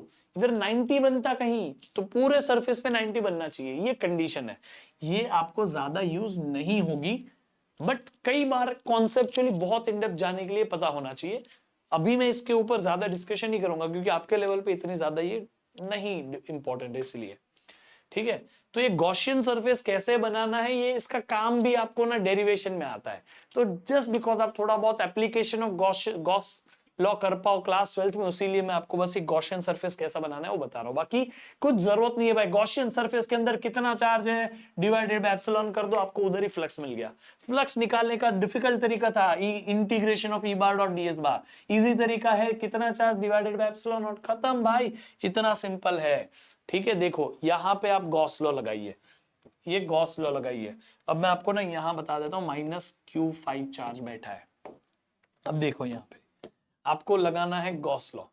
गॉस लॉ क्या बोलता है? Flux is equal to charge inside upon epsilon naught. तो गॉसियन सरफेस ये दिया हुआ है क्वेश्चन में आपको, इस गॉसियन सरफेस के अंदर जो भी चार्ज है वो सारे लिख लो, +q1 +q1 -q4 -q4 -q3 -q3 लिख लिया। सब ऐड करने हैं, बट ऐड करते वक्त में जो नेगेटिव उसको नेगेटिव बना के डालोगे ना, जो पॉजिटिव उसको पॉजिटिव रखोगे। तो हमने ऐड ही किए हैं सबको, लेकिन ये चार्ज ही खुद नेगेटिव है, इसलिए माइनस साइन आई है। ठीक है, अब डिवाइडेड बाय एप्सिलॉन नॉट कर दो। आप इसको क्यों नहीं लिया Q5 को, क्योंकि वो आउटसाइड चार्ज है, इसलिए इसको नहीं लिया जाएगा। तो plus Q1 minus Q3 minus Q4 upon epsilon not, ये हो गया आपका, इसका गॉस लॉ अप्लाई करके फ्लक्स मिल गया। जैसे यहां पे देखो, अगर मेरे पास ये गॉसियन सरफेस है, उसमें प्लस Q चार्ज है और माइनस Q, दोनों की वैल्यू सेम है, तो हम flux is equal two plus Q minus Q add कर दिया, प्लस माइनस जीरो हो गया, answer zero, zero upon epsilon naught. तो फ्लक्स कितना है, जीरो। समझ में आ गया, फ्लक्स कितना है, जीरो। कोई डाउट, कोई डाउट? ठीक है, तो इस तरीके से अगर equal and opposite positive charge negative charge मिल जाए, आपको इक्वल एंड अपोजिट चार्ज मिल जाए, तो उसका नेट फ्लक्स जीरो होता है। क्यों? क्योंकि ये जो है ना पॉजिटिव चार्ज, वो इलेक्ट्रिक फील्ड बाहर निकालेगा ना जितनी, उतनी ही इलेक्ट्रिक फील्ड ये नेगेटिव चार्ज अंदर बुला लेगा। तो फ्लक्स क्या है, number of lines crossing the area. जितनी लाइंस इसने बाहर निकाली उतनी इसने अंदर ले ली। Net charge, net lines coming in, net lines going out equal है। तो फ्लक्स बाहर जाने वाला, फ्लक्स अंदर आने वाला, दोनों इक्वल हो गए। जब अंदर आने वाला फ्लक्स और बाहर जाने वाला फ्लक्स दोनों इक्वल है, तो नेट फ्लक्स तो जीरो है ना वहां पे। समझ में आ गया कि नहीं आ गया? आई होप आपको डाउट नहीं है इसमें कुछ भी। ठीक है, ये एप्लीकेशन ऑफ गॉस लॉ है जो आपके सिलेबस में है, बट 12th के सिलेबस में उसको भी हम अच्छे से कर लेंगे, लेकिन अभी नहीं। जब हम 12th का टॉपिक सीख रहे होंगे ना, तब ये सब है बहुत अच्छे से आपको, अभी हम उस पे नहीं आ रहे। ठीक है, कोई डाउट बेटा गॉस लॉ में? गॉस लॉ के बारे में डेरिवेशन वेरिएशन सब ठीक है, चलो ये सब तो टाइम पास ही है, उसमें कुछ ऐसा है नहीं खास। ठीक है, चलो आगे बढ़ते हैं। अच्छा, गॉस लॉ के बारे में एक बात बता देता हूं, एक क्वेश्चन छोटा सा आपको ट्राई कराता हूं, है ना। अगर ये चार्ज Q है, उसके साथ में आप गॉसियन सरफेस इतना सा बनाओ, इतना बनाओ, इतना बनाओ, उससे फर्क नहीं पड़ता। गॉसियन सरफेस का साइज मैटर नहीं करता। ठीक है, इस गॉसियन सरफेस के लिए भी Q अपॉन एप्सिलॉन रहेगा, इसके लिए भी Q अपॉन एप्सिलॉन रहेगा। तो Gaussian surface does not depend on the size of the Gaussian surface. Even size क्या, शेप पे भी डिपेंड नहीं करता। गॉसियन सरफेस कौन से भी शेप का चलता है, आंसर सेम ही चलता है। समझ में आ गया? तो गॉसियन सरफेस का शेप और साइज मैटर नहीं करता, इसको दिमाग में डाल देना। बाकी तो ये यहां पे लिखा हुआ भी है, flux is independent of the shape and size of the close surface. Gaussian surface के बारे में थोड़ा बहुत यहां दिया हुआ है, बस इसको याद कर लेना, आपका काम हो जाएगा।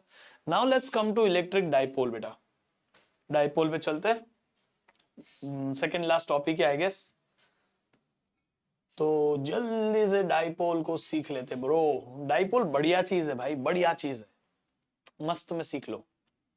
डाइपोल होता क्या है भाई? पहली बात, डाइपोल कुछ नहीं है, दो चार्ज साथ में रख दो, एक पॉजिटिव एक नेगेटिव, डाइपोल बोलते हैं। मैग्नेट्स, एक नॉर्थ पोल एक साउथ पोल हमेशा साथ में रहते हैं ना, तो हर मैग्नेट एक डाइपोल है, क्योंकि एक पोल दूसरा पोल, नॉर्थ पोल साउथ पोल साथ में रखा, डाइपोल।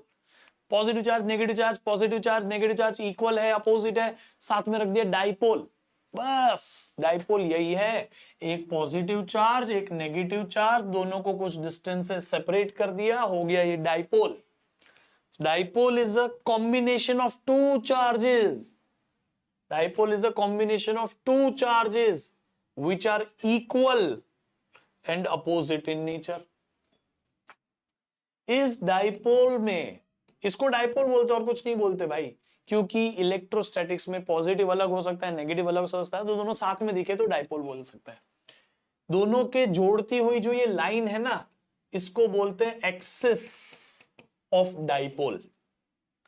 दोनों का ये जो सेंटर पॉइंट है, इन दोनों के बीच में जो डिस्टेंस है, उसका सेंटर पॉइंट, इसको बोलते हैं सेंटर ऑफ डाइपोल।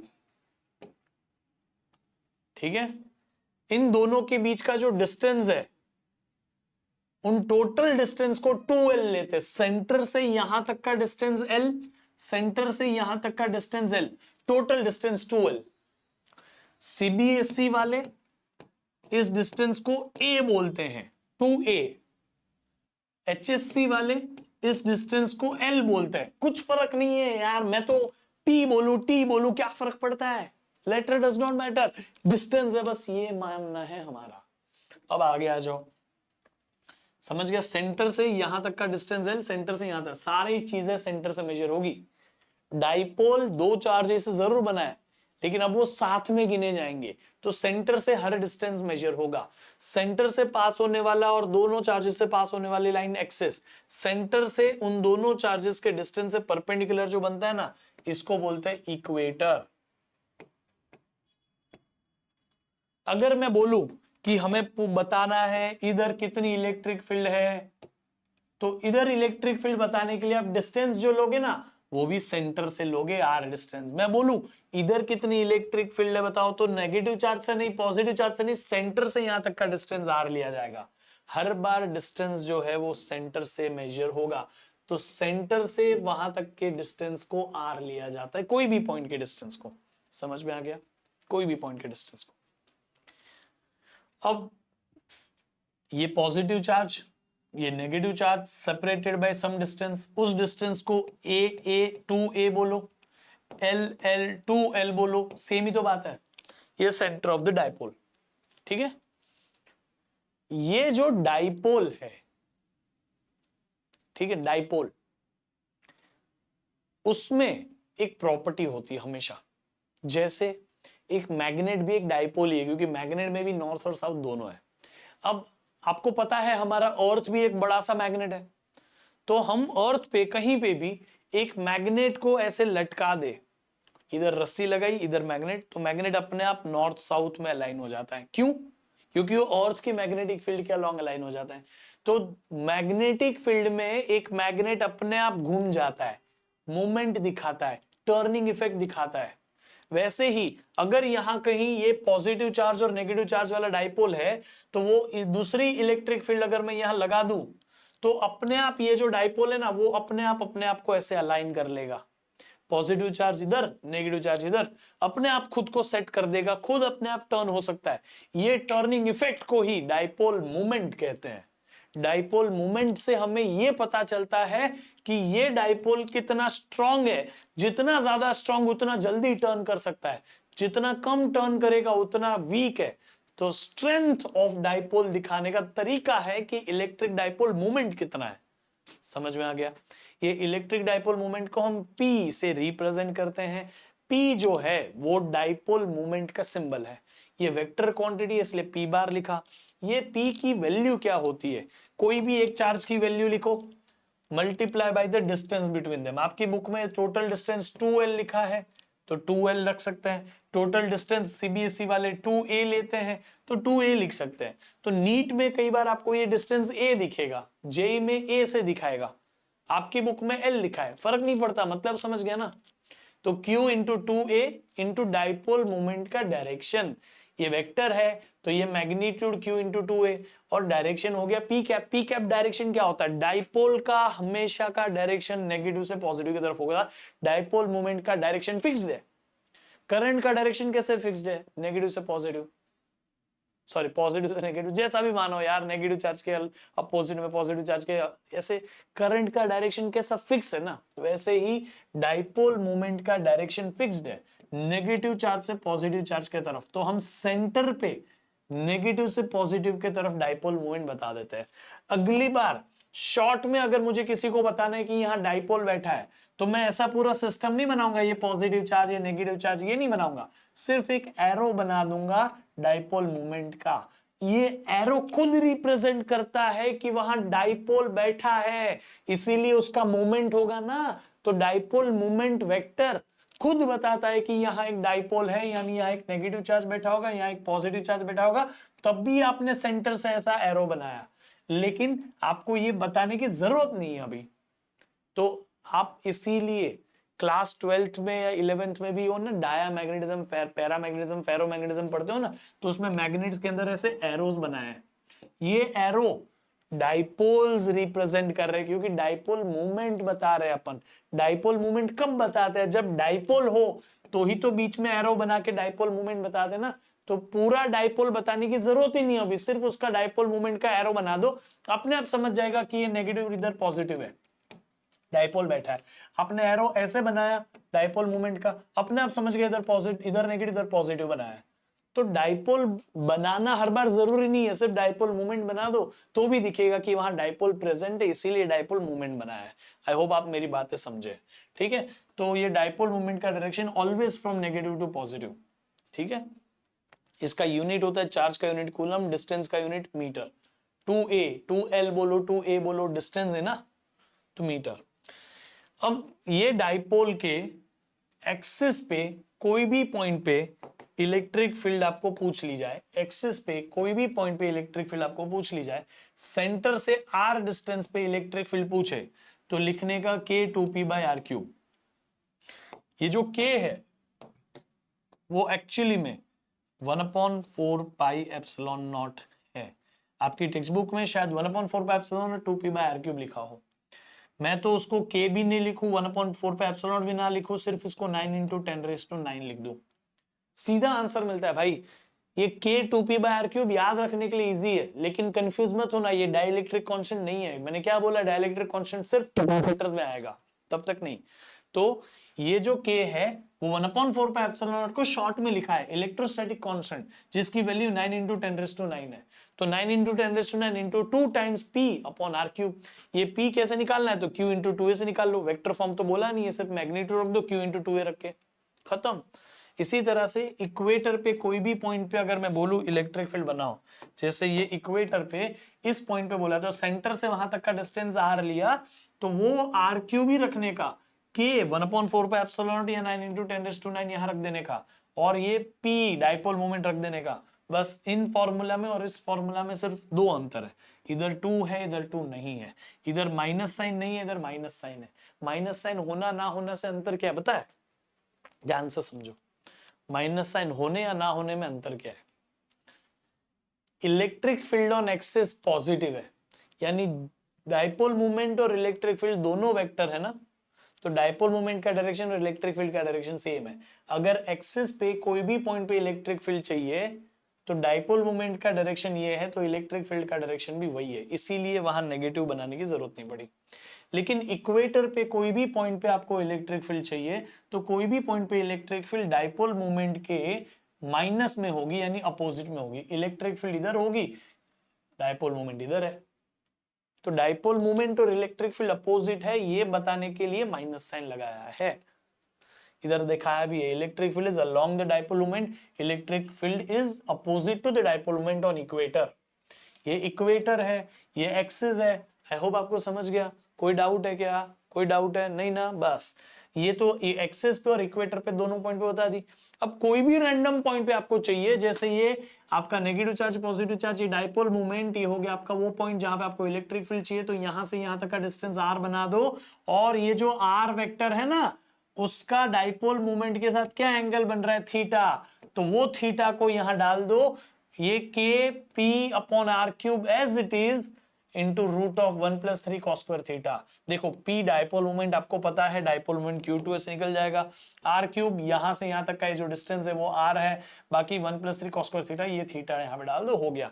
ये कोई भी पॉइंट पे निकालने के लिए चलेगा ये फॉर्मूला, ये आपको बहुत कम यूज करना है, ये यूज ही नहीं करना एक तरीके से, ये दोनों से आपका काम हो जाएगा। एक्सिस पे बोला तो 9 × 10⁻⁹ 2p/r³, इक्वेटर पे बोला तो 9 × 10⁻⁹ p/r³। p कैसे निकालना है, तो q2a करके निकाल लेना है, सिंपल फॉर्मूला, एक पेज में पूरा डाइपोल आपका समझ जाएगा। आई होप आपको समझा, ठीक है। अब आते हैं आगे, देखो टेक्स्ट बुक में भी एक बार देख लेते हैं। ये जो पोलर नॉन पोलर मॉलिक्यूल है ना, हम इसको कैपेसिटर में, कैपेसिटर वाले टॉपिक में पढ़ेंगे, ठीक है। डाइपोल मोमेंट q2l लिखा है, ये क्या लिखा है, dipole moment p bar is equal to q2l bar. मैंने q2a बार बताया, a बोलो l बोलो एक ही बात है। ये जो है ना डाइपोल मोमेंट, उसका यूनिट है कूलम मीटर, जिसको डी बे भी बोलते हैं, डी बे, ठीक है, डी बाय बोलो, डी बे बोलो, जो बोलना है। इसका सिंबल कैपिटल डी है। रे ऑप्टिक्स में भी एक सिंबल होता है डायोप्टर का, capital D, power of the lenses. मेरे चश्मे का कितना पावर है उसका यूनिट होता है डायोप्टर, तो उसको भी कैपिटल डी लिखते हैं। लेकिन हम इलेक्ट्रोस्टैटिक्स में, रे ऑप्टिक्स में नहीं है, यहाँ पे कैपिटल डी होता है debye. 1 debye is 3.33 × 10⁻³ -30 coulomb metre, ठीक है, याद रख लेना। बाकी यहाँ पे एक एक्स्ट्रा वैल्यू दी, आप अगर इसको पढ़ लोगे तो अच्छा रहेगा। Water molecule has a permanent dipole moment of, पानी के अंदर कितना डाइपोल मोमेंट होता है परमानेंट का, वो यहाँ लिखा है 1.85 डीबे। पानी के अंदर एक परमानेंट डाइपोल मोमेंट है, पानी पोलर मॉलिक्यूल है, कैसे वो आपको बता दूंगा। H2O hydrogen positive, oxygen negative, pole pole अलग अलग है, वो उसके स्ट्रक्चर पर डिपेंड करता है, तो वो हम क्लास 12th में पढ़ने वाले हैं, अभी के लिए उसमें टेंशन लेने की जरूरत नहीं है, ठीक है। अब इस पे आते हैं, couple acting on electric dipole in uniform external field, इसको समझते हैं, ठीक है। तो उसके लिए आप ये डायग्राम समझिए पहले, ठीक है। क्या है ये हमने बनाई एक्सटर्नल इलेक्ट्रिक फील्ड ई बार, ठीक है। उसमें हमने रख दिया एक dipole, positive charge negative charge दोनों सेपरेटेड है L 2L डिस्टेंस से, ठीक है। अब आपको ये पता होना चाहिए कि कोई भी इलेक्ट्रिक फील्ड, कोई भी चार्ज जब उसमें इलेक्ट्रिक फील्ड के अंदर आ जाता है, जैसे पॉजिटिव चार्ज इस इलेक्ट्रिक फील्ड में बैठा है, तो पॉजिटिव चार्ज इलेक्ट्रिक फील्ड के डायरेक्शन में एक फोर्स एक्सपीरियंस करता है, जिस फोर्स की वैल्यू होती है Q इंटू ई, चार्ज की वैल्यू और इलेक्ट्रिक फील्ड की वैल्यू वही फोर्स की वैल्यू है। आप बोलोगे सर ये फॉर्मूला कहां से आया, तो ये फॉर्मूला कहीं और से नहीं आया, electric field is equal to force upon charge लिखा था ना आपने, तो Q इधर ले लो, तो फोर्स वेक्टर क्या हो गया बेटा, Q इंटू ई बार हो गया। तो कोई भी चार्ज एक्सटर्नल इलेक्ट्रिक फील्ड में इतनी फोर्स एक्सपीरियंस करता है QE जितनी, तो positive charge external electric field में QE फोर्स एक्सपीरियंस करेगा, ठीक है। यहां नेगेटिव चार्ज भी है जिसकी वैल्यू सेम है, बस चार्ज नेगेटिव है, तो यहां जो फोर्स लगेगी वो भी QE ही होगी, बट नेगेटिव चार्ज है, इसीलिए इस इलेक्ट्रिक फील्ड में इस नेगेटिव चार्ज पे अपोजिट फोर्स लगेगी, तो दोनों पे इक्वल फोर्स लग रही है बट अपोजिट फोर्स लग रही है। तो आप जरा सोच के देखो, इधर आगे फोर्स इधर पीछे फोर्स, तो ये ऐसा रोटेट करेगा ना, तो ये जो इसको टर्निंग इफेक्ट मिलेगा वो हो गया टॉर्क, टर्निंग इफेक्ट को टॉर्क बोलते हैं। और जो दो ये फोर्सेस लगी ना, equal and opposite forces separated by some distance, इसको कपल बोलते हैं, couple. Couple is a pair of force, combination of force, equal and opposite separated by some distance, लेकिन उसकी वजह से जो ये घुमा वो हो गया उसका टॉर्क। टॉर्क ये कितना स्ट्रांगली घूम सकता है, वो उसका डाइपोल मूवमेंट है, जितना ज्यादा डाइपोल मूवमेंट उतना स्ट्रांगली रोटेट करेगा, जल्दी रोटेट करेगा। डाइपोल मूवमेंट कम, टर्निंग इफेक्ट कम, डाइपोल मूवमेंट ज्यादा, टर्निंग इफेक्ट ज्यादा। तो ये जो टर्निंग इफेक्ट टॉर्क है वो डिपेंड करती है डाइपोल मूवमेंट पे और बाहरी इलेक्ट्रिक फील्ड पे। ये डाइपोल वीक है लेकिन इलेक्ट्रिक फील्ड स्ट्रांग है तो भी ज्यादा टर्न करेगा, इलेक्ट्रिक फील्ड वीक है लेकिन डाइपोल स्ट्रांग है तो जल्दी टर्न करेगा, तो भी जल्दी टर्न करेगा ना। इसीलिए torque depends on dipole movement and electric field, also on the sine of the angle between them, sine theta पे डिपेंड करेगा। थीटा कौन सा एंगल है, इलेक्ट्रिक फील्ड का angle with dipole movement, electric field और डाइपोल मूवमेंट। पहले dipole movement बताओ, dipole movement किधर होता है, always from negative to positive, ऐसा डाइपोल मूवमेंट होगा, ऐसे इलेक्ट्रिक फील्ड दिख रही है, दोनों के बीच में एंगल थीटा है, तो हो गया PE साइन थीटा, ये P ये E ये थीटा साइन थीटा, हो गया हमारा टॉर्क। नहीं समझा बेटा, ठीक है। ये torque is P bar cross E बार, याद रहेगा। साइन थीटा हटा दोगे तो P बार क्रॉस E बार, ये वेक्टर प्रोडक्ट बताना है। क्या ये भी समझाने की जरूरत है कि आपको, आई होप आपको समझ में आ गया, ठीक है। डाइपोल मूवमेंट के बारे में समझ गया, electric field intensity at a point due to electric field, ये भी हमने कर लिया। पूरा डेरिवेशन आपको अभी सीईटी के लिए जरूरी नहीं है, तो मैंने आपको डायरेक्ट आंसर बता दिया। मैंने आपको जो फॉर्मूला बताया ना वो इस कंडीशन के लिए बताया बेटा, जहां पे हम बहुत डाइपोल से दूरी पे एक्सिस पे देख रहे हैं कितना इलेक्ट्रिक फील्ड है, इक्वेटर पे दूरी पे देख रहे हैं, ये केस में फॉर्मूला सॉर्टेड करके बताया है। ये इसी को मैंने के लिखा था, देखो ये इक्वेटर एक्सिस पे बात कर रहे हैं, एक्सिस पे है K2P/r³, के मत लिखो, उसको 1/4πε लिखो, 1/4πε की वैल्यू 9 × 10⁹ होती है, हो गया आपका काम। इसी तरह इक्वेटर पे भी हमने निकाला है, इक्वेटर का डेरिवेशन करने के बाद आंसर ये आ जाता है। कहाँ है, ये रहा, के पी बाय आर क्यूब।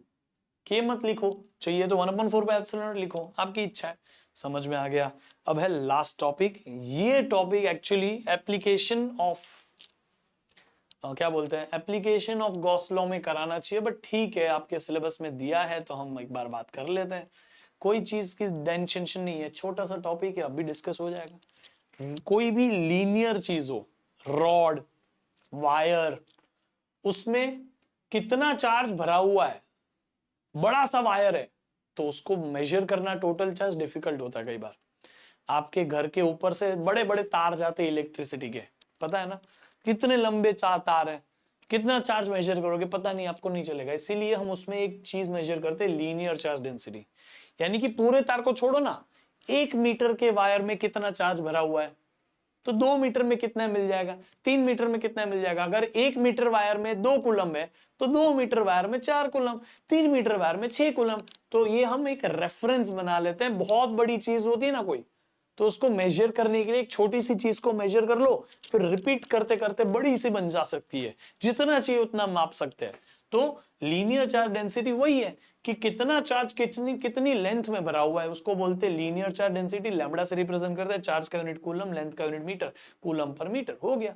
ऐसे ही कोई बड़ा सा एरिया है, आपकी पूरी दीवार पे चार्ज लगा हुआ है, पूरी दीवार पे मेजर करो, सिर्फ एक उसके ईंट पे मेजर करो। एक ईंट पे आपने अगर मेजर कर लिया कितना चार्ज कितनी एरिया में है, तो उसको फिर बस मल्टीप्लाई कर लो कि ऊपर 25 ईंट, इधर 25 ईंट, 25 × 25 से मल्टीप्लाई कर दो, हो गया आपका काम।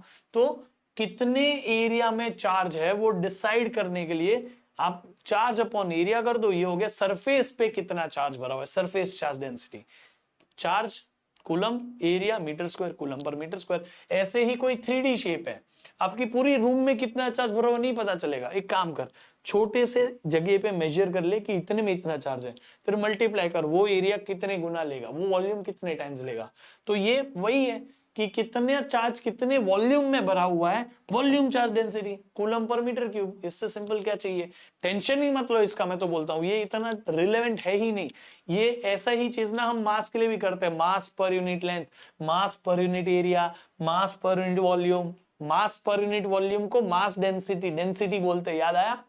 ऐसे ही चार्ज पर यूनिट वॉल्यूम को चार्ज डेंसिटी बोलेंगे। लेकिन वॉल्यूम के साथ मेजर करना, वॉल्यूम क्या कोई खास है क्या, नहीं।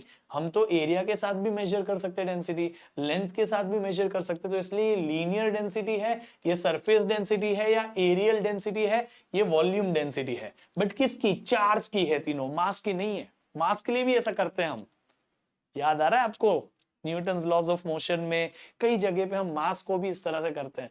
रोटेशनल में भी हम करेंगे थोड़ा बहुत ऐसा। बट आई होप आपको यहां तक ये समझ गया। सो ये था आपका पूरा का पूरा इलेक्ट्रोस्टैटिक्स, ठीक है। With this we are done. मैं आपको होमवर्क में ये 1 से लेके यहां तक 8th तक एमसीक्यू है, उसको सॉल्व करके कमेंट बॉक्स में आंसर डालने बोलूंगा। प्लीज कमेंट बॉक्स में आंसर करिएगा उसके। और ये वीडियो कैसा लगा जरूर बताइएगा। कुछ भी डाउट्स हो कमेंट बॉक्स में लिख दो, I will reply you guys.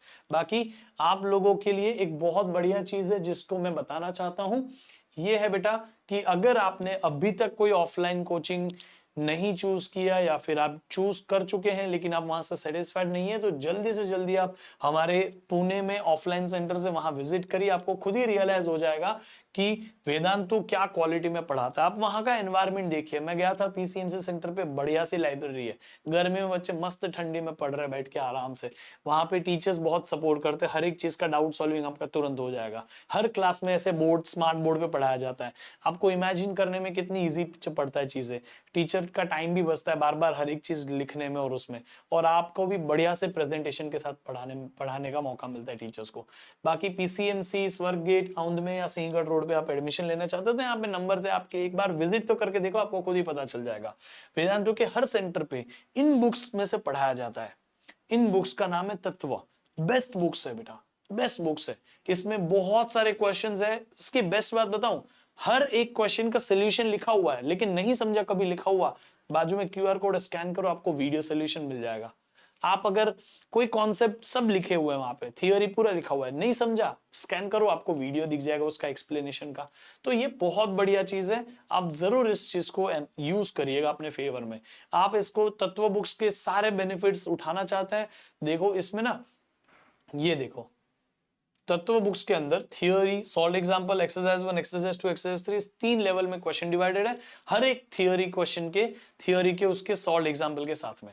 इसके आपकी क्लास 11th की ही सिर्फ 4 बुक्स आती है, क्लास 12th की 4 बुक्स आती है। अगर आप इतना फिजिक्स कर लोगे, आपको कोई डीसी पांडे, एचसी वर्मा, ये कोई अरिहंत की बुक, कोई पब्लिकेशन की बुक सॉल्व करने की जरूरत नहीं पड़ेगी। आप जरा सोच के देखो, क्या मोर देन इनफ क्वेश्चंस आपको इसमें मिल जाएंगे।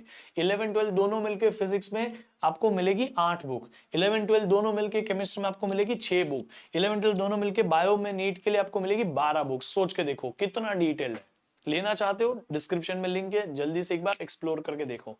बाकी इसी तरह से पढ़ते रहते हैं, अगले वीक में आपको एक और वन शॉट दूंगा। मचाते हैं, bye bye, see you, take care.